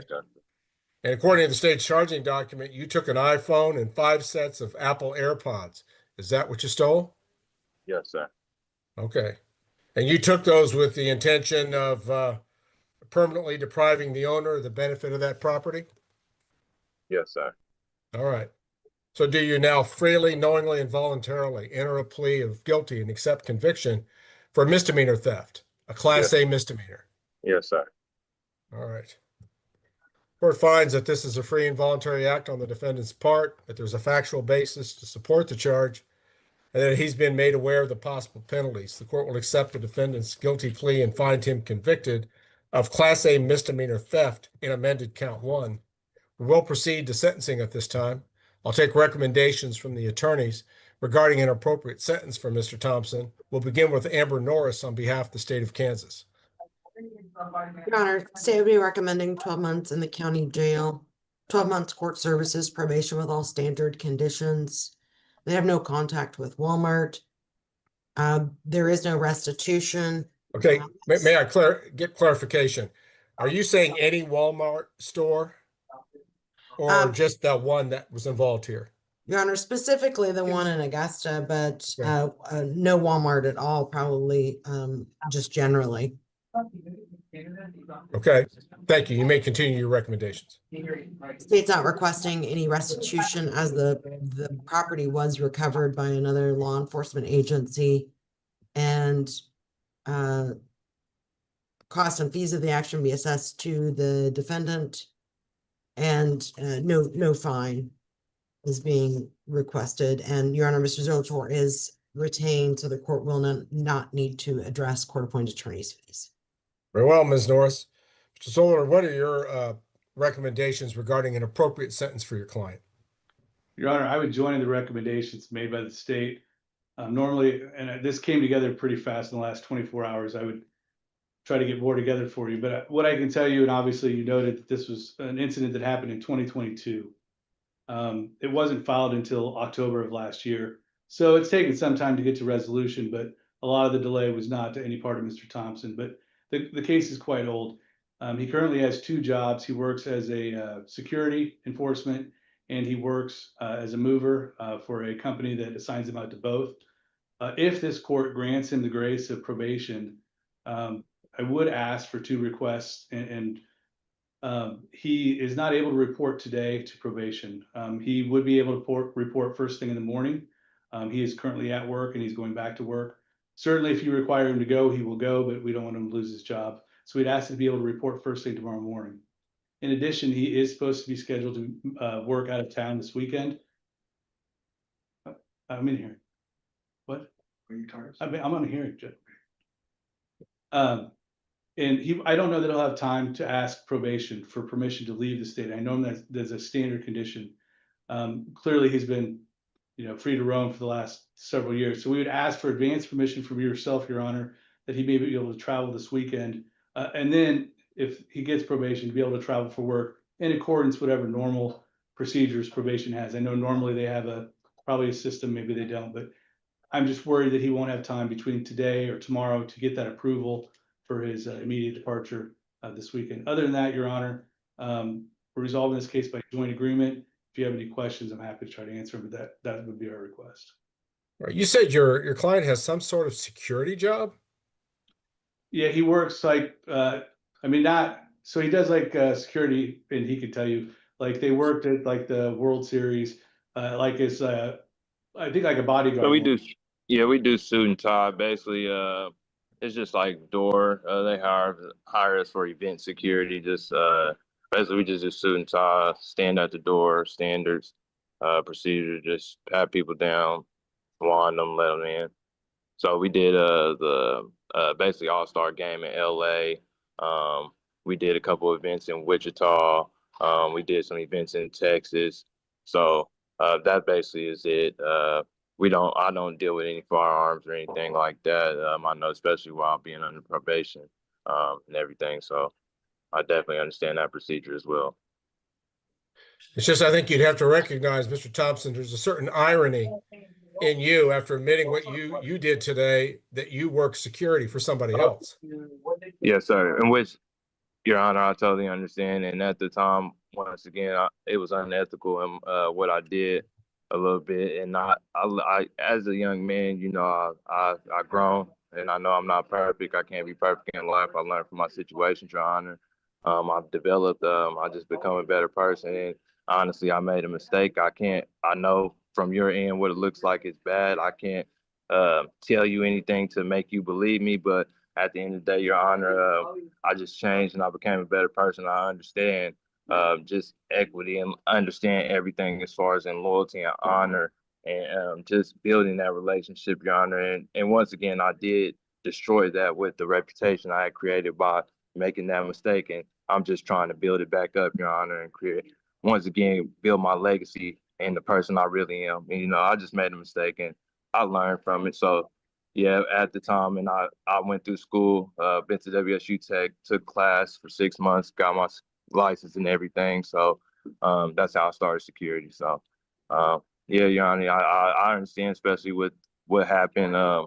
It kind of wouldn't make sense for me to work this type of job right now while I'm on probation, but I ask that if you allow me to. I haven't had any issues. I'm just continuing to work my job as security and just continuing my life and moving forward and becoming a better person. Okay. Mr. Thompson, normally this would be the part of the proceeding where I would ask you if you have any statements that you wish to make in mitigation of punishment, but I think you already beat me to it. Yes, sir. Is there anything else that you wanted to tell the court? No, sir. Very well. The court will pronounce sentence in the case. For the crime of misdemeanor theft, a Class A misdemeanor, the court will impose 12 months in the Butler County Jail. The court will impose no fine. Court will grant this defendant 12 months reporting probation to be supervised by Butler County Court Services. As a condition of probation, Mr. Thompson, you have forfeited your Walmart privileges for the next 12 months, and that applies to all Walmart stores and institutions. You can do your business other places. Yes, sir. You're to stay off Walmart properties. Yes, sir. Understood. It even includes your parking lots. Understood. All right. Court will be assessing a misdemeanor docket fee and a misdemeanor probation fee, standard probation conditions otherwise. But Mr. Thompson, I'm not going to limit your ability to leave the state for work-related purposes. I am going to limit your ability to leave the state for any other purpose. You're going to need to report vacations, for example, and get permission from your officer to leave the state unless it's work-related. Yes, sir. I think that under the circumstances of your case, giving you the freedom to work wherever your work might take you is certainly consistent with the best interests of society. I'm impressed by your statement, Mr. Thompson. I just hope you mean it. No, yes, sir. Most definitely. Everything I just told you, sir, was genuine. Once again, I just learned, man. Honestly, I was just around the wrong group of people, dealing with the wrong friends, and I started developing different habits like reading more and just wanting to learn and being more knowledgeable. And that's what comes with life. You know, once again, I got to deal with the consequences of making those mistakes, and I'm facing them here. So, and accepting my punishment, sir, for what I did. And so I just want to move forward and once again continue with my life. All right. I'm going to order that you appear at the Butler County Court Services Office in El Dorado, Kansas, first thing in the morning, Yes, sir. Thompson. That's sometime between 8 and 9 a.m. Yes, sir. Okay. And then they'll give you further direction about future reporting requirements. Okay, that'll be perfect. I'm going to require you to pay on what you owe, which is a misdemeanor docket fee and a misdemeanor probation fee. You need to pay at least $50 a month, Mr. Thompson, starting with the month of March and every subsequent month until your case is paid off in full. Yes, sir. So you got a $50 a month minimum to pay to the clerk of the district court of Butler County, Kansas. All right? Okay. Now, Your Honor, is it a way I could pay that off in full? With like just pay the full 12 months off? Sure. Okay. Are you in a position to do that? Yes, sir. Okay, so when will you be in a position to do that? So net Friday. I get paid Friday. So Oh, I'll do that okay. Friday. Well, Mr. quite Thompson, frankly, Mr. Thompson, I would prefer that. If that will take care of it all at once, it's in your best interest to get the case paid off. So I encourage you to do that. Yes, sir. All right. You need to thank Mr. Zolliter for representing you on this thing, and probably you owe a debt of gratitude to the prosecuting attorney who could have really thrown the book at you on this thing.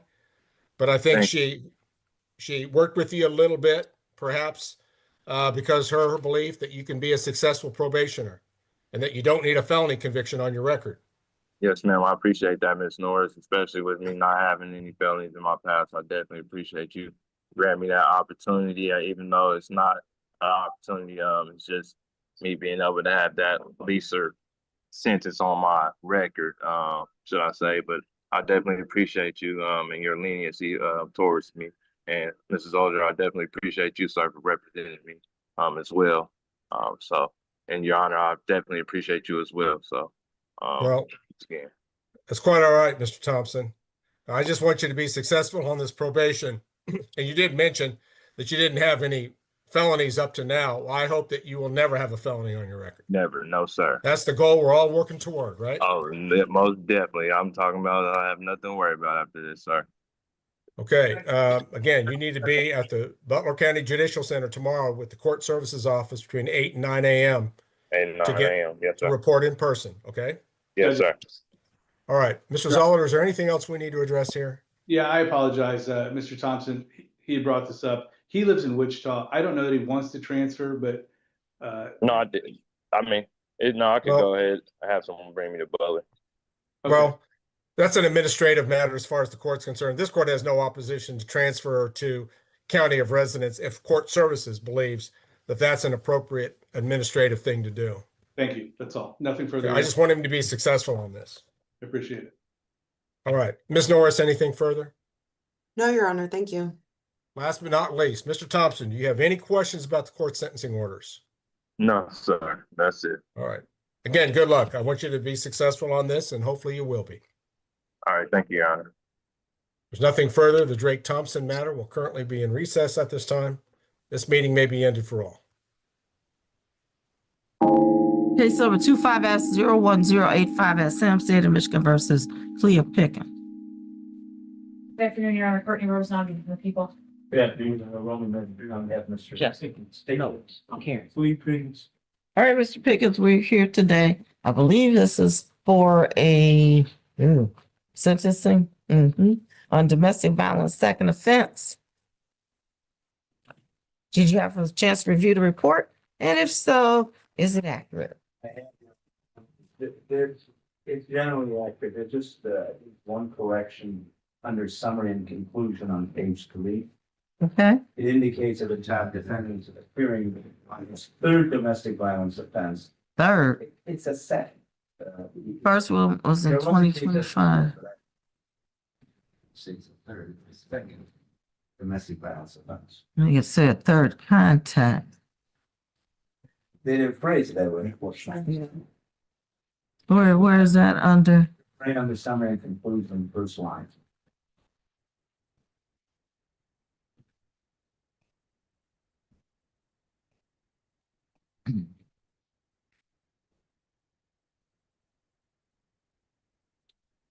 Okay. So, other than that, in terms of allocation, I know the recommendation was fine for a year in the county. Where my client has pled to this and took responsibility and avoided a trial here as well for the complainant. And it's a 1 year maximum offense, and they're. I will state that it's true, he was on probation to Judge Arvan in this court for domestic violence involving this complaint. Judge Arvan sentenced him to 60 days jail. He's been in jail for about 37 days already on that sentence. He terminated his probation. However, while he was on probation, he was doing the HEAL program. I think he had completed 33 sessions on HEAL. He's 29 years old. Regrets, having committing this offense and harming, his significant other here. I will state that she has actually, although I haven't talked to her, she's left messages at my office recently, a few times indicating she wants contact with Mr. Pickett. Yeah. Even despite this, and Toxic. It's toxic. That's the type of relationship we have here. I haven't responded to her calls, but I will state that even per day, she's requesting contact. Nope, well, she's not getting it. She's not getting it. I would agree with that. My client's not gonna have no contact with her. He has 2 children himself, ages 7 and 1. He's pays child support. However, he hasn't been able to make payments. He's been incarcerated. So the longer longer he stays in the, he's not able to pay the $250 a month in child support that is owed monthly. He was employed full-time. He's working 40 hours at LR Management. He's gonna lose his job if the court will follow this recommendation, a year in the county. I would ask the court to consider 60 days jail on this case. Probation has indicated he doesn't get any credit for the 37 days that he's doing for Judge Arvan, and that may be the case. And if that's the case, I think 60 days on top of the 60 days would be sufficient punishment in this case. I mean, that's I think would be a fair. Right. Yeah, I don't know when you get to 1 year if you don't get it after 2 convictions and another contact. And all of this, that they say CPS was open, was doing things in front of the child. Does the court have the photographs that I provided to probation? Oh, God, yes. Big bruising on her. Sir, what do you want to say? This is just ridiculous. It's got to stop. And the only person that can stop it is you. I don't know who you angry at. I just don't know. But this is a bad relationship.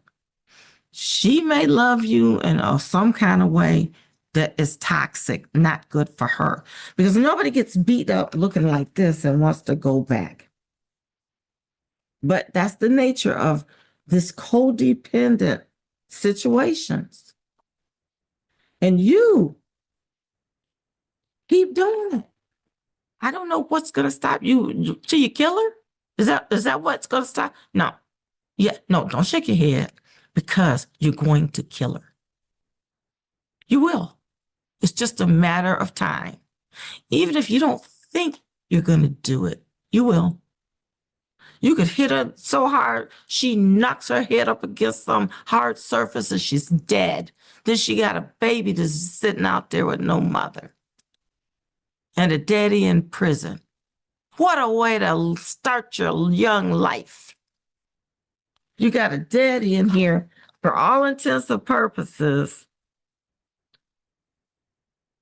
was on probation, violated the probation due to not paying fines costs, didn't complete the programs that we gave you, like the HEAL program, pick up a new DV charge, and had assaultive contact with the person. Case was closed without improvement in February. Of course, and then of course there's this one. that's out here hanging in the balance.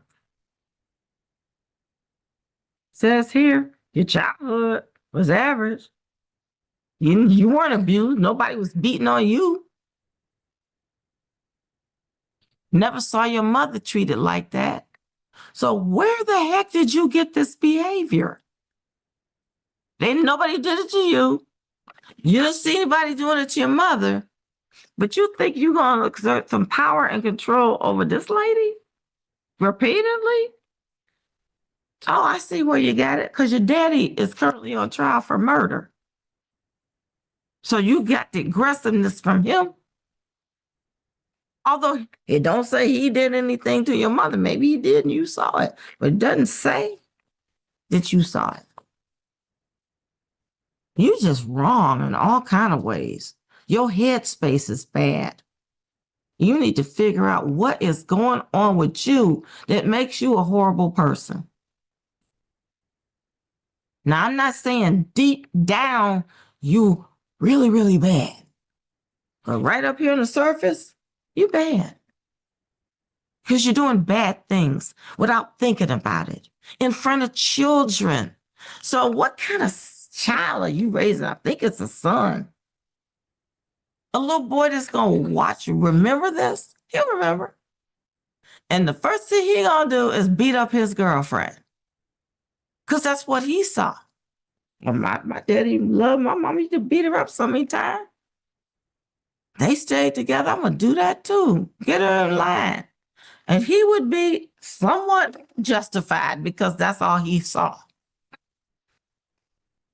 So he would need a lot of work to change what he's going to start doing.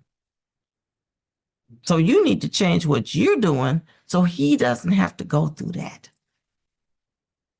You want your child to go to prison for beating up somebody or killing them? No, you don't. You shouldn't even want to go. But that's where you heading. Look where your daddy is sitting in a trial for a murder. But apple's not falling far from the tree here. You beat this lady up real nicely. Have you seen her pictures? Did you see? Your Honor, also know this was her birthday. My station I'd bring. Well, you know, I guess she liked this, huh? This what she want. This is her gift. She must have loved it. Yep. Looking like a cyclops here. You see her eyes? Both of them black and red. You see this big old bruise on her thumb? Take a long time for that to go away. You just smashed up a phone. I don't know what that did for you. You need to grow up. I don't know who you think you are.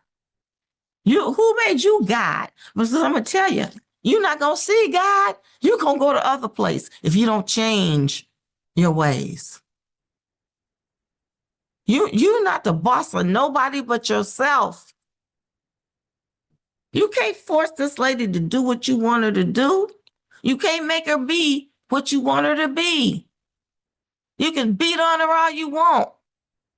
It's just not going to change nothing. She's an independent person with her own mind, her own dreams, her own thoughts, and you're trying to beat it out of her. Don't want her to talk on the phone, probably.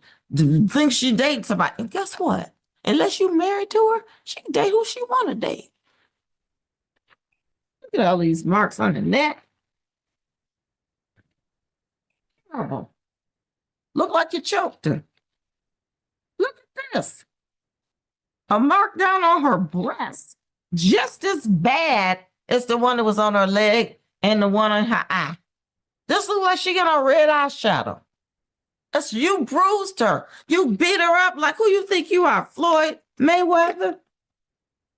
And she got to be Clarissa Shields to come at you, to put you in your place? This is ridiculous. Bruising on her hand. This probably defensive wound. Probably all she had for you.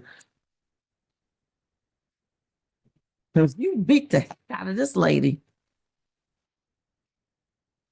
And her poor self. Her self-esteem, you done beat her down. She wants you back. Huh. She ain't fooled. Well, I'm not fooled. Because we know you're going to go back over there and beat her butt again. It's clear. It's going to happen. You don't want to change. If you did, you would have finished the Hill classes. You would have been held accountable by the same men classes that have done this kind of stuff. They hold each other accountable. And that's a good thing. But you don't think you did nothing, I guess, so you don't go. You just keep going over here. This is terrible. Here's one on the shoulder, the back of a shoulder, big old bruise, red and black. And these are good and easy to see. They're on both shoulders. But this one is killing me. Look at this big one on the, we looked at on her leg. I'm surprised you didn't damage her eye. Her eye's bad. But the leg, hey, you feel like a big man now? Do you feel good? Is you strong enough to beat a woman down? I'd like to see you do this to a guy.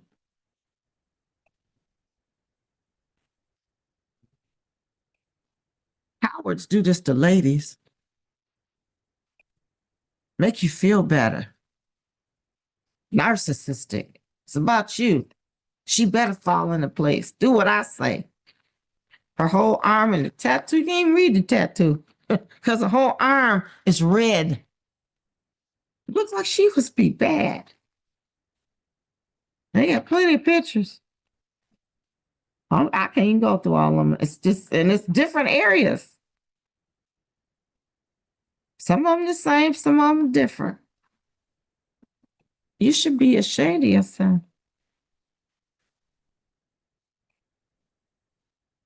And this poor lady, standing here like this, wants you back. Well, I guess when you get done with whatever you're going to be doing, I guess you'll go back over there and beat her some more. Because you here. So it's her fault you here, isn't it? Because she had no reason to call the police. That's how you kill them. You just keep blaming them for every single thing wrong with you in your life. I'm not going to let you kill her on my watch. I can't stop you from doing it later. Only you can do that. You ought to be really, really upset with yourself for how you treated this person.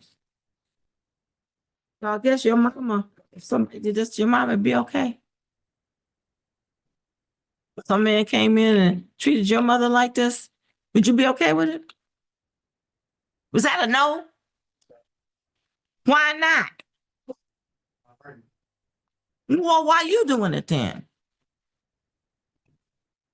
It's not right. Nobody should be treated this way. You're a bully. For no good reason. When you could be a stand-up man. You know how many men would like a nice lady? Have a little child? Make a home? You got a 1-year-old watching this. This is bad. From any angle you could look at it. It's just not good.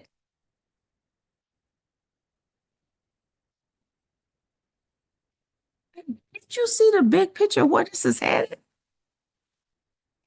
Just look at what, I don't know what your daddy's temper was like. But I don't know how he got himself charged with murder. But you his son. You mad at him? Maybe he wasn't there for you when you were young. But you got anger, man. It's all evident. You're angry at somebody. And it's okay to be angry, but you got to understand it's not okay to beat somebody else up because you're angry about your situation. What you do is you get therapy for it. You talk it through. You write a letter telling the person why you angry with them, what they did to you when you was growing up. And then you just let it go once you mail the letter. You can email a letter back to yourself just to get rid of the heavy load. But you got anger, man, and you're going to hurt this lady permanently. Then you're going to be standing up there in sentencing, regretting it. Oh, I'm sorry to her family. They don't care about you being sorry. They want her back. I'm telling you now, you got choices. You can let that happen because it's going to happen that way. I can just see it. This is too serious. Or you can say, you know what, I need to get myself together. I got to get myself together. I need to take the time, clear my head space, figure out what's going on deep inside of me, and get rid of that demon. You letting the devil just take over. And you just threw God out of your life. Well, you should bring him back in. Because what you're doing ain't working for you. The court can't fix this for you. We can only send you to certain programs that you got to be open to dealing with and to receiving the benefit of. And you didn't even go. But you did go back over to the place and beat the lady up. You got to want it. You got to say no to the evil. You know what? The best place to be is a county jail because you know what? They got plenty of Bibles in there. Get in your word. Hey, you got a soul. You ain't all bad. Nobody's perfect. But what you're doing is bad. You got a chance to be redeemed, sir. But you got to want that redemption before it's too late. You were born in 1996. 30 years old is you? I just said 30 years old this year. Okay. 30 is a good year. It's the time to reassess where you're going because you might not have 30 more. You might not. When you think about it, average lifespan for African-American men is something like 72 or 3. It is not 100. And you coming up on it fast and you done messed up the whole first half of your life. So fix the second half. Be a father to your child. Let this lady live a good life without you because she can't live a good life with you. Not like how you are now. You'd have to fix yourself and come back. And if it was meant to be, it might work if she'd be still around. But there's no way you could go back to her now or later this year, whenever, and expect it to work. It's not going to work because you didn't work on you.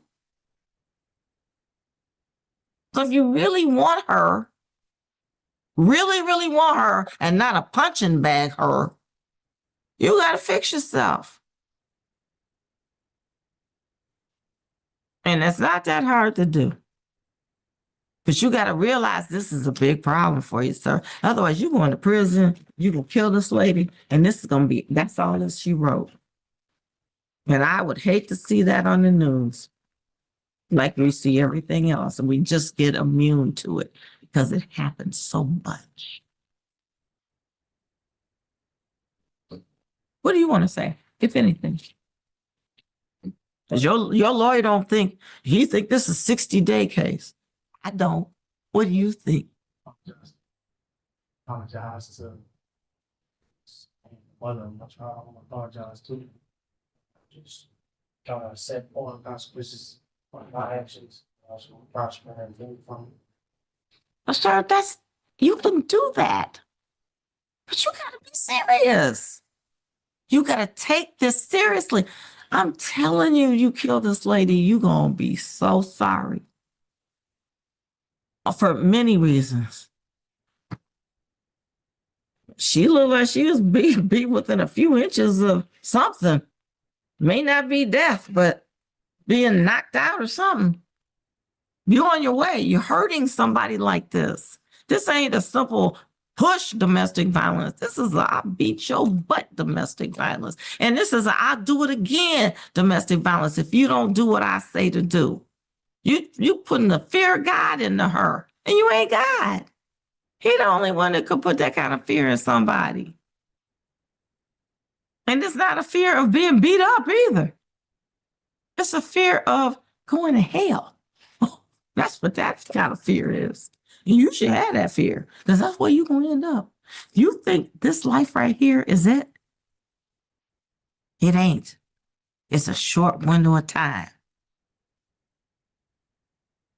And then if you read about people that understand this because they've had near-death experiences and come back from it saying, whoa, this is what I saw. God took me to heaven. God took me to hell. I'm back to now tell people, you got to get it together while you're still living, because what I saw was horrible. And who I saw down there was even more shocking. You can fix anything while you're still living. You can't fix it when you're dead. You're just going down there. And that's eternity. It's horrible.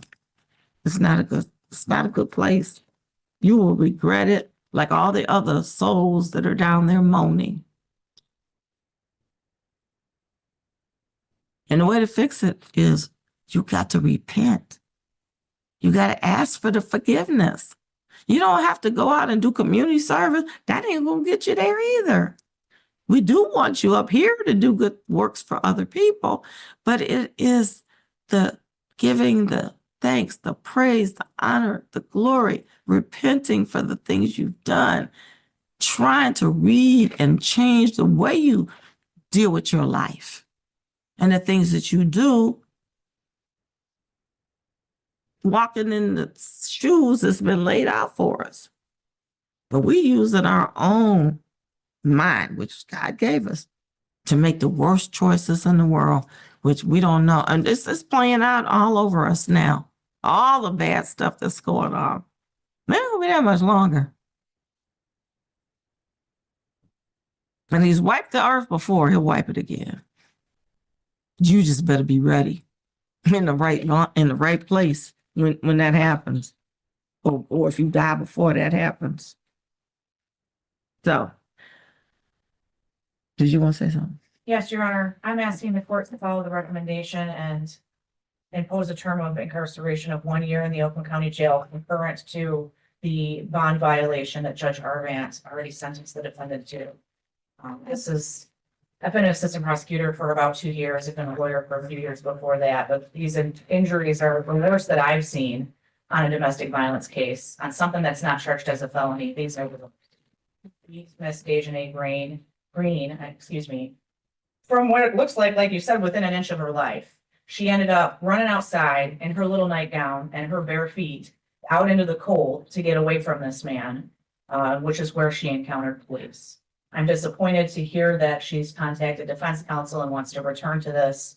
I do agree with the court that it's a toxic relationship, but clearly something has to be stopped here. Mr. Pickens is going to murder someone unless he starts to take this seriously. And you know what? He didn't take it seriously when Judge Arvant sentenced him to probation and all of those things that he didn't do, because he was on that probation when this offense occurred. Mm-hmm.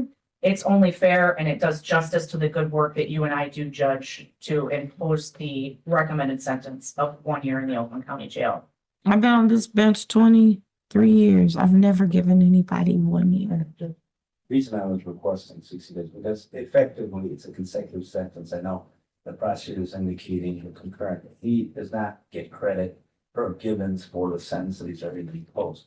So it'd be double what he got in front of Judge Arvant. How would it be double? Because it would be 60 days, consecutive 60 days that he's doing effectively. I'm not going to say consecutive. If I said consecutive, then it would be like you say. If I say concurrent, he doesn't get any credit.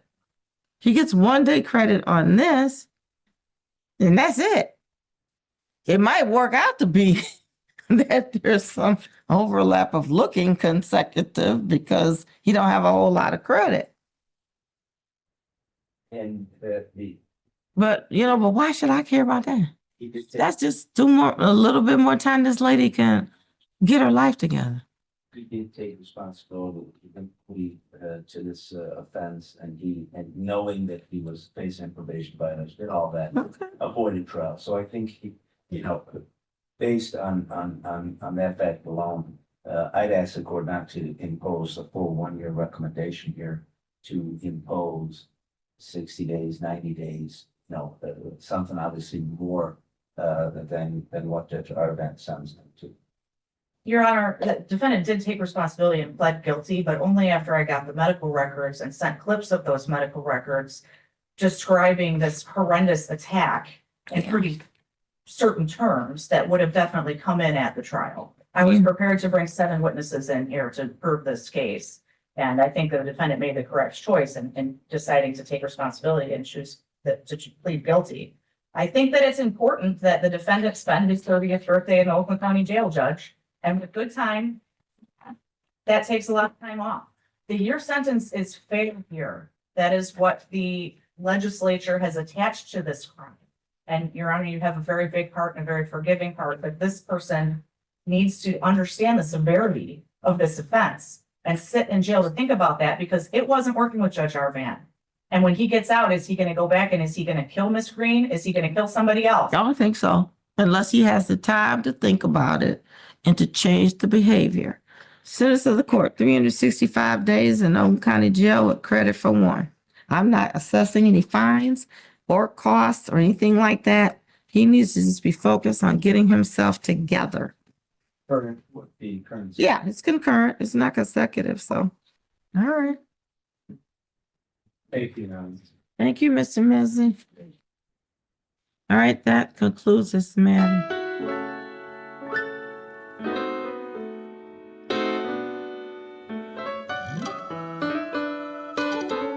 Some might say that the White Sox have a better winning record than people getting a full year in jail from Judge Johnson. Probably not as funny as it really seems in my head.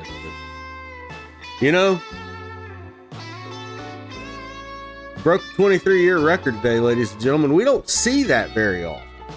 I have to say, from a judicial stance, it's kind of exciting. I mean, most of the time we're out of our minds at the kind of the speech, kind of how preachy it gets and everything else. And then after it's all said and done with, it's just like a softball. It's like, oh my, after all that talking, we thought you were going to go one way and you just go the other way with it, because she does have a big heart, Judge Johnson. Some like her, some don't. I think she's a pretty good judge. But, the big story tonight was Judge Simpson and Attorney Tope. And the fact that the Donna Tope hearing was the least weird of any of the Simpson hearings. I won't even talk about Judge Chisholm's hearing. That was just too weird. I just wanted to set the stage with that being the very first hearing. Right? That was literally kind of the first hearing I saw of the day. So I started the compilation off with the kind of the first hearing I saw. That it set the stage for the day as a whole. It's been an interesting day in court, ladies and gentlemen, and I do appreciate you hanging out with me and enjoying this here compilation that I put together to kind of represent some of the court cases that have been going on in and around the country all day today. I do want to send a special thank you very much to my friends Barry Adams and Wixom. God, you guys, your support is so generous. Thank you so much. Eileen, thank you for being here. VM Speed Racer, CC Cat, Corinna Cash, Mama, Mama, hi, love you. Charlene Tutt, Steven. Did I say your name twice already? If so, it's okay. Steven Skyring is a good good peoples. Along with Kiernoth, Marty, all the other people I don't see in chat right now. Why is chat not moving? Move the chat, people. Move the chat. It's Liz. I need Mary Beth. I need all the names. VM Cougar. I don't think I said hello to you. Moose Lodger, Becca. I know I didn't say hello to you. Y'all, you make the world a better place just by being in it. You know that? Kids, if you aren't familiar with me, I am your Lone Wolf Usul. I am your host for these here little get-togethers. I am your curator for this here channel. The Court Gallery is what we call it. I do this little thing every single night, 8 p.m. Central Time, 9 p.m. Eastern Time. We say it's the same Wolf time, same Wolf channel. And we have a little get-together every Saturday, and we got a big one coming up this Saturday, ladies and gentlemen. But for now, I do want to say thank you, all my chatters. Thank you, all my lurkers. Thank you, all my mods. Get well soon, Rhonda. And I am out.